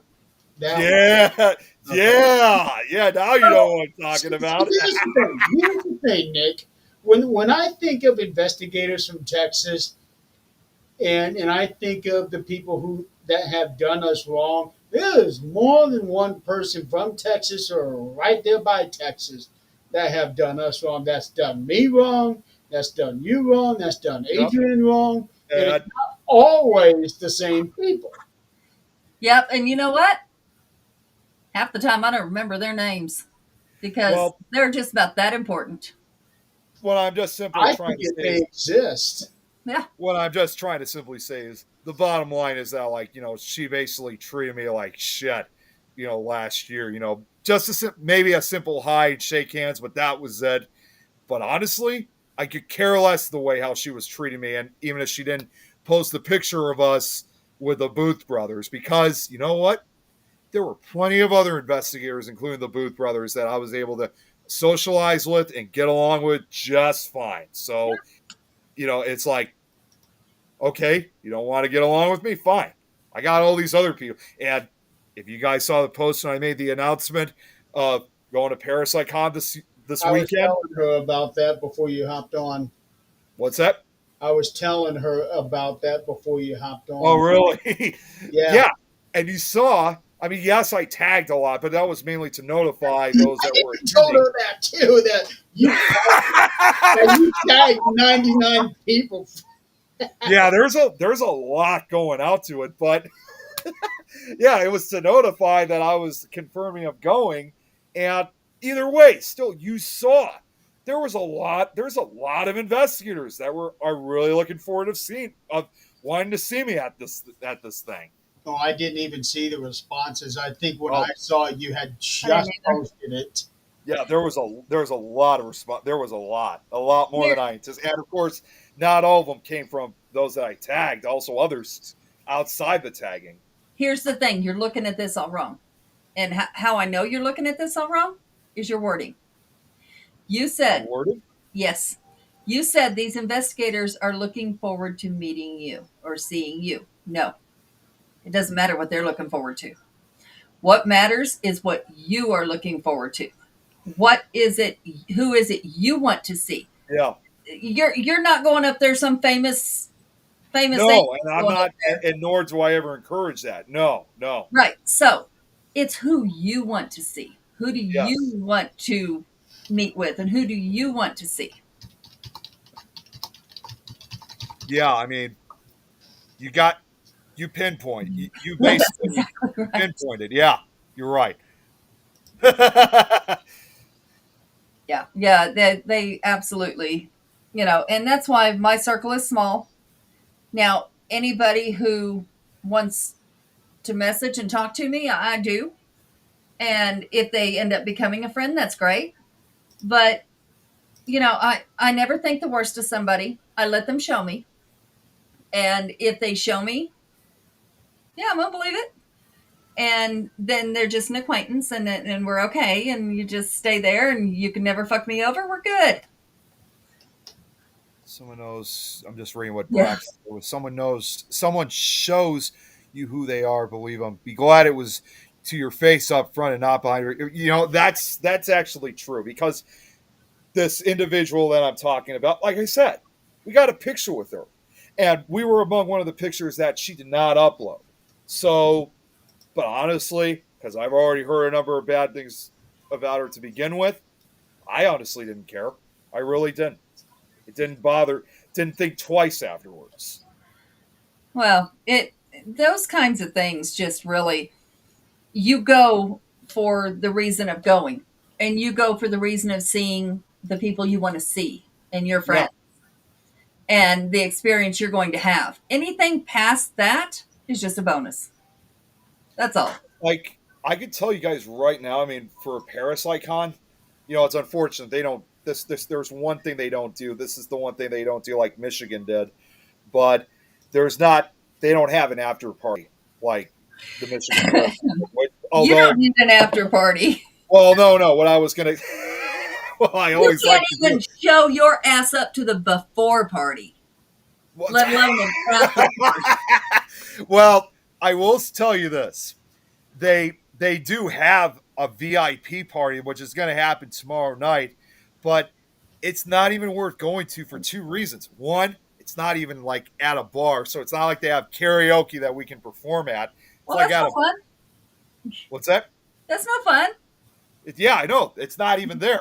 It's like at I think last year they had it like at like a banquet hall or something like that, and it was essentially just standing around talking, and that was it. It's like I could do that at the Paracon itself. Right. I don't need to go to something like that. Right. So- Now, there's nothing better than singing Ghostbusters with all the mediums. Did I ever tell you, by the way, that I remember a few years again at Michigan Paracon, we had John Zaffis at that, and we did this again last year too. He had just entered, as I would call it, his 50th year of service in the paranormal. 50 years for him, and we all got together, close to the stage, and I think it was the the Tennessee Wraith Chasers. I think that were up there. I don't remember, but Dave Schrader and Jeff. Oh my God, what was his last name? Oh my God, he used to work for Ghost Adventures. Oh, I don't know. Oh my God, it's the Fent? okay. What? Fent?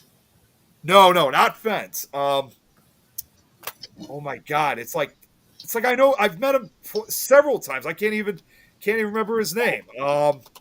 Jeff. We're actually at 10 o'clock, so. Okay, well, Joe, wait, no, it just came back. Jeff Bellinger. There we go. Jeff Bellinger. And Oh, Ed just said it. Yeah. thank you. I saw it before you said it.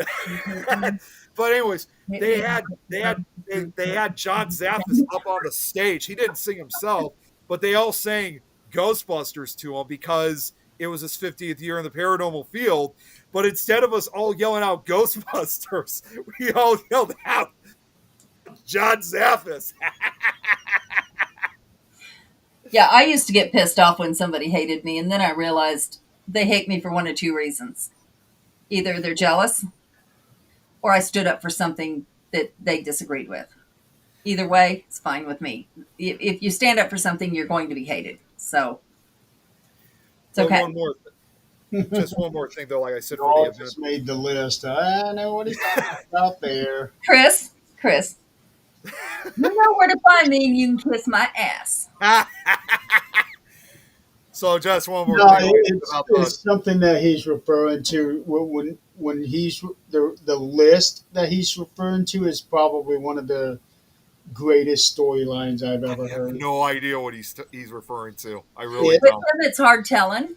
I could explain it to you, but it's really something that you would have to watch. Okay. It's But yeah, entertaining. for Parasite Economy, yeah, they have the VIP party, and and the price to even be part of the VIP party is like insane. It's like $120 per person Because they added VIP on it.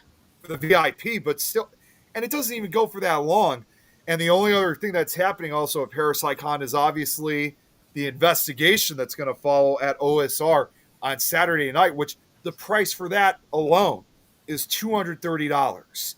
And it only goes like between 8:30 p.m. and 2:30 a.m. So and there's no guarantee because it's the big name investigations. There's no guarantee they're even going to stay for it. Because when we were there last year, Mike Ricksecker and Brian J. Cano, they ended up leaving a little bit after 1 o'clock in the morning. Oh, yeah. So, Yeah.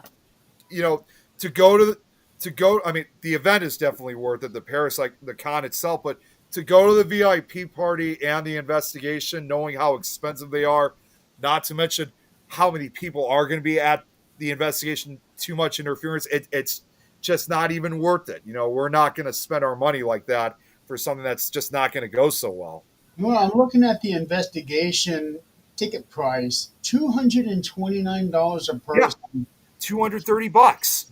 And it says does not include admission to Parapsychon. Bullshit. Correct. If I'm going That's to be correct. paying that much, I'm getting everything. That's what I mean. It's not even worth being a part of. And again, even those that do pay, then you have too many people in the building. And in my personal opinion, when you have those type of investigations, especially when you have I always describe them as the one type of investigation where you have the most arguments that occur, because especially newcomers that come in.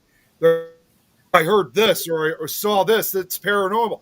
No, it was because this, and then all of a sudden you start having these arguments. It ruins the investigation. Or even different people's investigating techniques. They're right. They're the only ones right. I don't join in any of that stuff. I was on Greg's show Monday, and we were actually talking about these open investigations with celebrities, and I told him, and he agreed, Debbie agreed, that these celebrity investigations are not investigations at all. It's basically just a performance. Yeah. That's all it is. We got lucky. We were lucky. With Mustafa, we got an investigation. Yes. Well, and Mike, but at the same time, Mustafa was only just with one of the group because we put everybody together. Right. And even the group that didn't have Mustafa in it, there was 30 people there. Yep. They were still a huge group. You can't investigate with 30 people. Actually, I think the least amount of people was the ones with Mustafa, because that's who I was with. I know I was with Mustafa on the first night, I think. Yeah, I think it was the first night. Yeah, because I wasn't there the second night. And like I was just saying, like even with someone like Mike Ricksecker, like Tom and I have had a number of opportunities to actually investigate with him because he's supposed to be like part of the big names, but Tom and I have been able to do it at least a good 3, 4, 5 times at least. And of course, one of those even included being interviewed for his documentary series, The Shadow Dimension, which in case any of you guys want to watch, check it out. It's an 8-part, I think it's like a 6 or 8 part series that Mike made. He made 2 seasons of it a few years ago. You could find that series on Tubi. And that was, in fact, when we got interviewed, that was one of the very few investigations that we did. COVID. We had to go to Ohio for that too. But we had the opportunity to investigate. Bottom line is, we've had the opportunity for investigating with Mike. And after what we've experienced, with him, and he's also written, we've also written he's written a story in a book involving us in the investigation. That was a true investigation right there. It was not for performance. And I get what everyone else is saying, that they don't have time for the cons. The cons are not bad. They're actually a lot of fun, because you get to socialize. It's like I said, it's the investigation that follows. It's just not worth being a part of. Yeah. I like our little groups that we go investigating with. We don't have to worry about who's faking what, who's doing Yes. what. I do enjoy going out and socializing at the events and things like that. But as far as investigating, No, I'm looking at the premier package for Parasicon. okay, Jill, what is that? Wait, Joe sent something to you? Yeah, he's going somewhere, but I have never heard of Hog Dad. Oh, Hodag. That's it's hard to say if like Joe's going to have to. This is one of the few times that Joe may have to step in for it. It's hard to say if this is like an actual cryptid that people have seen, because Oh, there was supposedly like a corpse that was discovered, I think, like back in the 1890s of a supposed oh, Hodag, as they call it, uh, and it's like it, this. it sounded like a motorcycle event. It kind of does. It really does. I thought it was Hog Dad or something. No, it's Hodag, and Okay. I supposedly there are people who said they've seen this creature too, but I have not actually came across like any real accounts. And the pictures that were taken back of the supposed Hodag in the 1890s, I think it was like 1897, they later turned out to be fake. Okay. Well, Now- just like a chupacabra. Yeah, it's like a chupacabra like creature, Probably but a as far as I know, I've never actually heard of any like reports, encounters, or sightings of this actual creature. I mean, maybe at some point when I have an opportunity, I'll actually look, but right now, I've never really heard of any actual reports of it. I'll have Now to- I am looking at this premium package for Parasicon. It's $410. You get the 2 days admission. You get the celebrity investigation. You get the kickoff party, and then for an extra $10, you get preferred seating and speakers, priority entrance. You get a T-shirt, a souvenir coin, Yep. a souvenir program. The whole package. Yeah. So, and it's a $478 deal. You pay only $410, and honestly, you're still overpaying. Yeah, No, you really I are. did not pay 400 and anything No for way. any reason. Braxton, she is one of my favorite singers, Oh actually. yes, I was going to Okay. answer that too. I know exactly the Hurricane Mills plantation. Yep. I don't, but I'm going to look into it. Loretta Lynn, long story short, is in fact I'll have to send this to you, Adrian. Okay. And in fact, she actually hosted one of the old paranormal documentaries over 25 years ago, back in 1999, on the Travel Channel, and that video, thankfully, is still up on YouTube. So if you want to check it, she talks about the plantation. So what I'll do is when I get off after this, I'll send it to you so you can check it out. Okay. Yeah. Because But I know. is that I still know- around? I think the plantation is still around, but of course, I know Loretta Lynn did pass away about a year or two ago, I think. And I don't know if you guys ever heard. Did you ever hear that song? She did a song, not really intentionally supposed to be like a actual association with the plantation, but it is now. She did a song, recorded a song back in 1964, ironically called "This Haunted House." Did you guys ever hear that song before? Or? Yes. Oh, but I found it. It's a good song, and I mean, yes, it's labeled a Halloween song too now because of the story about it, but it's been associated with the plantation ever since, and it was supposed to be revolving around who was that other country singer that she was friends with. Was it She Reba was McEntire? one of them. Reba It McEntire was was friends. she passed away the year before in 1963. Who was it that? Oh my God, who? Oh, Patsy Cline. Patsy Cline. Oh, I cannot do Patsy Cline. That Why not? whistling, I cannot do that whining and wait. Mm-mm. Well, she was good friends with Patsy Cline, and when she died, Loretta Lynn Larry explained that she wrote that song like within just like a small period, and that song was originally intended for Patsy Cline when she passed away because again she was Oh. good friends with her. I wonder. I'm going to have to look into that and see if that's something that like they allow tours or what's going on. I actually was hoping, Loretta's husband is the one who wrote that song. you're right. You're right. Yeah, I was Yeah, actually Patsy hoping. died in a plane crash. Um, and I remember there was a story about Loretta Lynn and Patsy Cline. She gave her a dress or something to that effect. I don't remember the whole story, but That's right. yeah.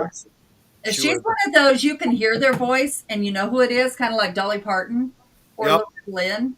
I mean, not Loretta Lynn. Oh my God, Dolly Parton. Of course, you know exactly whose voice that is. Reba McEntire. Reba McEntire, you know whose voice that is.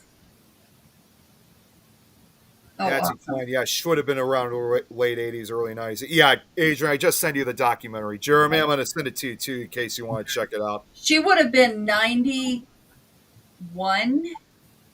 in April this year. Who would have? Patsy Loretta Cline, I Lynn. think. Oh, no, Loretta Lynn, yeah. No, Loretta Lynn died 3 years ago at the age of 90. Okay, so that means she would have been 93 if she was still alive today. Let's see, her daughter just put something up not long ago. And if 93. you go on to. Mom yeah, would have been 93. Yeah, because Loretta's birthday was a month ago. Yep. April 14th. Yeah, Butcher Hollow. That's one of her famous songs. Stand by Your Man. Yeah, yeah. Oh, wait, no. Am I thinking of somebody different? Um, She did Winer's Daughter. Stand By Your Man was Tammy Wynette. Okay. I do know that Loretta Lynn did Coal Miner's Daughter. Yeah, Braxton, if you want to check out the song, like I said, it's called This Haunted House by Loretta Lynn. And in fact, the original video that was uploaded about that song actually was uploaded by Loretta Lynn herself because she described herself in the video. And throughout the song, it's I like the slideshow she made because it was mainly pictures involving her, obviously, like when she was younger back in the 60s. But there are also a couple pictures, with and without her, with Patsy Cline in. Because again, the song was dedicated to her. Yeah, yeah, yeah. I knew there was a little story there that how they became friends was very unusual, but they stayed real close up until. Yeah, they were like sisters almost at one point. Like they were. That was the reason why again that her husband ended up writing the song, and it was just the song. Even though obviously Patsy Cline died at the age of 30, it still kind of has kind of like that because a lot of songs at that time were being written similar to this one. It had that teenage tragedy like theme to it. Mm-hmm. Yeah, they were you know, the music isn't the same anymore, and that's a good thing. No, it's not. because- There's been a lot of musicians that have died in plane crashes. I know. Oh yeah, yeah. The man that, which I'm sure one of these guys can tell me, um, the man that owns Allsup's in New Mexico, um, he was one that did a coin flip for the airplane with the guy that died in the airplane crash, and it was a musician. And I can't remember his name. He was not country, but they did a coin flip, and he lost, and that plane went down. Now he owns a bunch of Allsup stores in New Mexico. I've met him. Really nice guy.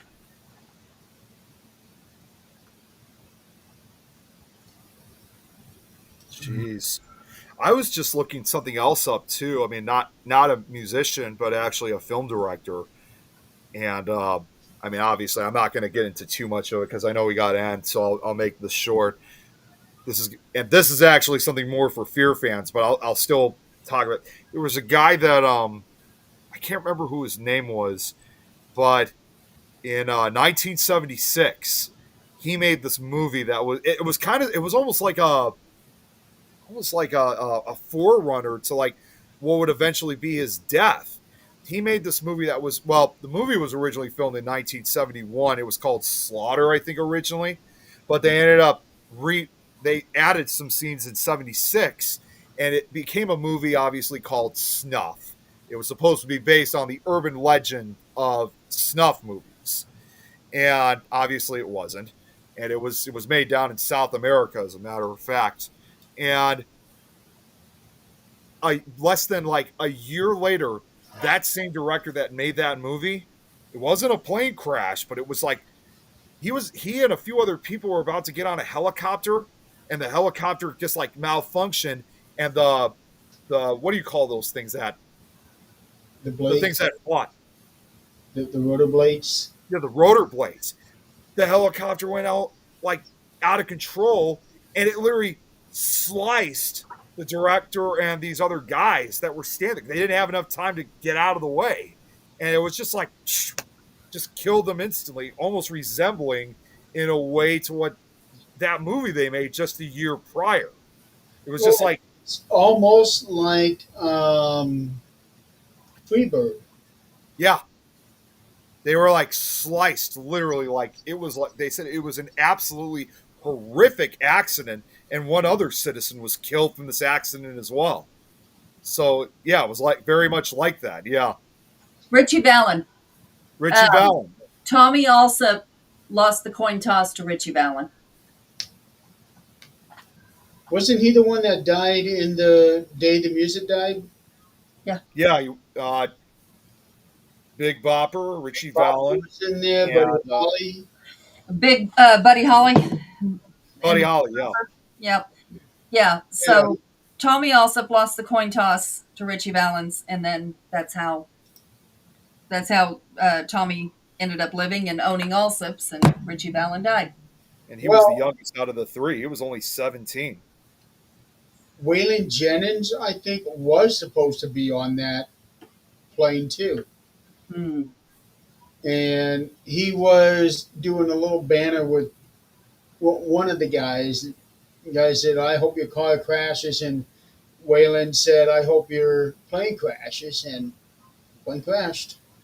Gotta Yep. be careful of the words you say. Yes, you do. Well, who would have ever thought? Yeah, really. Yeah. I've learned to be careful with my words because sometimes it can be the last words you say, and whether you meant it or not. It's really the ultimate. Be careful what you wish for. Mm-hmm. Yeah. Well, you're the one's got to live with what you said. They don't Yeah. care. And Even if he wasn't really wishing for that, no. just the knowledge that he actually said it, Yeah. I'm He's sure. gotta live with it. So I would Yeah, it is. about that song. Now that I didn't know about that song until you mentioned it. This haunted house. Yeah, so I will definitely be looking that up. I want to listen to it. And that song, undoubtedly, I mean, when you watch the documentary, that song plays immediately right at the beginning. And of course, obviously, several years ago, Ghost Adventures investigated it, and they meet Loretta Lynn, and that song plays during the course of that episode too. So, even though it was not meant for the Hurricane Mills plantation, much associated with it. Yeah, I won't be watching the Ghost Adventures one. No, But you don't have to watch that, but I would definitely recommend watching the old, because this was one of the older documentaries, which I've always said, like I've always said before, the older paranormal shows are far more better because you see this one, I can guarantee, because it's been many years since I've seen it, wasn't about getting the best evidence. It was just having interviews, talking to people, their experiences, and other than Loretta Lynn, and that was it. That's all what it was about. This was 1999 that this was filmed. yeah, yeah. And what time are you supposed to leave in the morning? So because there's nothing really going on tomorrow other than the VIP party, we don't have to be in a rush. So we're probably going to leave like probably around 10 or 11 o'clock tomorrow morning. And by the time we get there, yeah, the sun will be setting, but it shouldn't be no more than like 6 or 7 o'clock in the evening. It won't be set at that point. But doesn't that mean you should probably get the last minute stuff together and get yourself in bed? Yeah. I already got the stuff taken care of. No, you're Yeah, going we to will walk back tell up because and you go, were oh, ready my to gosh. wait. Wait. Sorry, what was that? Shreveport. We could- Yeah, let me know. I was there in Shreveport. I like this. The other thing too, area. that I was kind of concerned about, there was another interruption for today. It was that earlier today we were also under a tornado watch, which that ended up turning into a severe thunderstorm warning. So we had all this crazy wind and stuff and hail. So that caused some concern for us. But it sounds like even though we're still under the watch, we're good now as far as I know. The storm's already. Couldn't stop you from packing. It could be hailing all at once outside, and it could be windy all at once outside. That does not stop you from doing what you need to do. I got most of the packing done. I'm not even bringing that much. Yep, you'll walk in there and go, "Oh my gosh, I forgot this." Are you doing the 2 day thing? Or are you just going for Yes. 1 day? Yeah, we're gonna do the 2-day thing. Yeah. Okay. Yeah, we're gonna. Obviously, we're not on Sunday. Understand, we're not going to be there obviously till the end of the event, because obviously, by the time it's over, it's going to be like 4 o'clock in the afternoon at that point. And Mike doesn't, like I said, Mike Myers is going with me this time, not Tom, because Tom's still recuperating from the surgery. But like Mike and I were actually just on the phone before, like about 2 hours before I came on here, and just as expected, he wants to get back home early. And I don't blame him, because I got to get back home early that night too. All right. Well, let's say bye. And Braxton, you Call need it to stay safe out of that weather. I know what that's like over there, and that's not a joke. It's Louisiana. That's weather for Louisiana. In Louisiana, Yeah, that's no joke. they got basically both the hurricanes and tornadoes. Oh, No, I'll pass on that one. all right, y'all. I'm actually going to be heading out too for a little bit. So before I go to sleep, so in case you guys see pictures, I'm telling you now before you guys say, shouldn't you be in bed? Well, hopefully we'll be getting some sleeping pictures. So Yeah. Yeah, I'm supposed to go out briefly tonight because we were going to go see the new Final Destination movie. So you'll definitely be sleeping tomorrow. Well, maybe not on the way there, but possibly the way back. You never know. No. You'll probably be sleeping on the way there because you always do. I rode with you, remember? Yeah, I know, but hey, keep in mind, I'm also not. At least I'm not waking up very early in the morning for it. Like I said, we're not even leaving till like 10 or 11 o'clock tomorrow, so I get to sleep in for a little bit. All right. Well, You might be surprised. All All right, folks, we're going to call it a night. Next week, we're going to have Nick do most of the talking because we're going to make him tell us stories of how Parasite Con went. That way, Adrian and I can stay quiet. Yeah, I'm incapable. And Yeah. hopefully, maybe next year you'll be able to come out, Jeremy, if it's on the same weekend like this year. Well, the thing is, I could go this weekend, It'd be but awesome if you could. it costs money, and I'm not going to give them my money. Yeah, I know. Yeah. That's why I'm just getting the 2-day weekend pass because it's $50. That's only $50, which is manageable. Yeah, they have to pay their bill somehow because they got all of these outrageous prices for the celebrities. No, No, I'll pass. But in any case, we will have Nick um, do all the talking next week. Then I'm also going to have 13th Dimension back next week. So that's going to be a fun show. So until then, for those of you guys that are going to ParaPsychon, have fun, take pictures, I will. We and definitely will. and no causing drama. I'm not about drama when I go over there. No. Definitely not.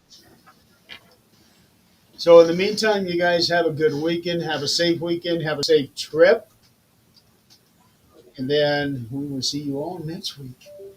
Good night, everyone. Good night, everybody. Good night.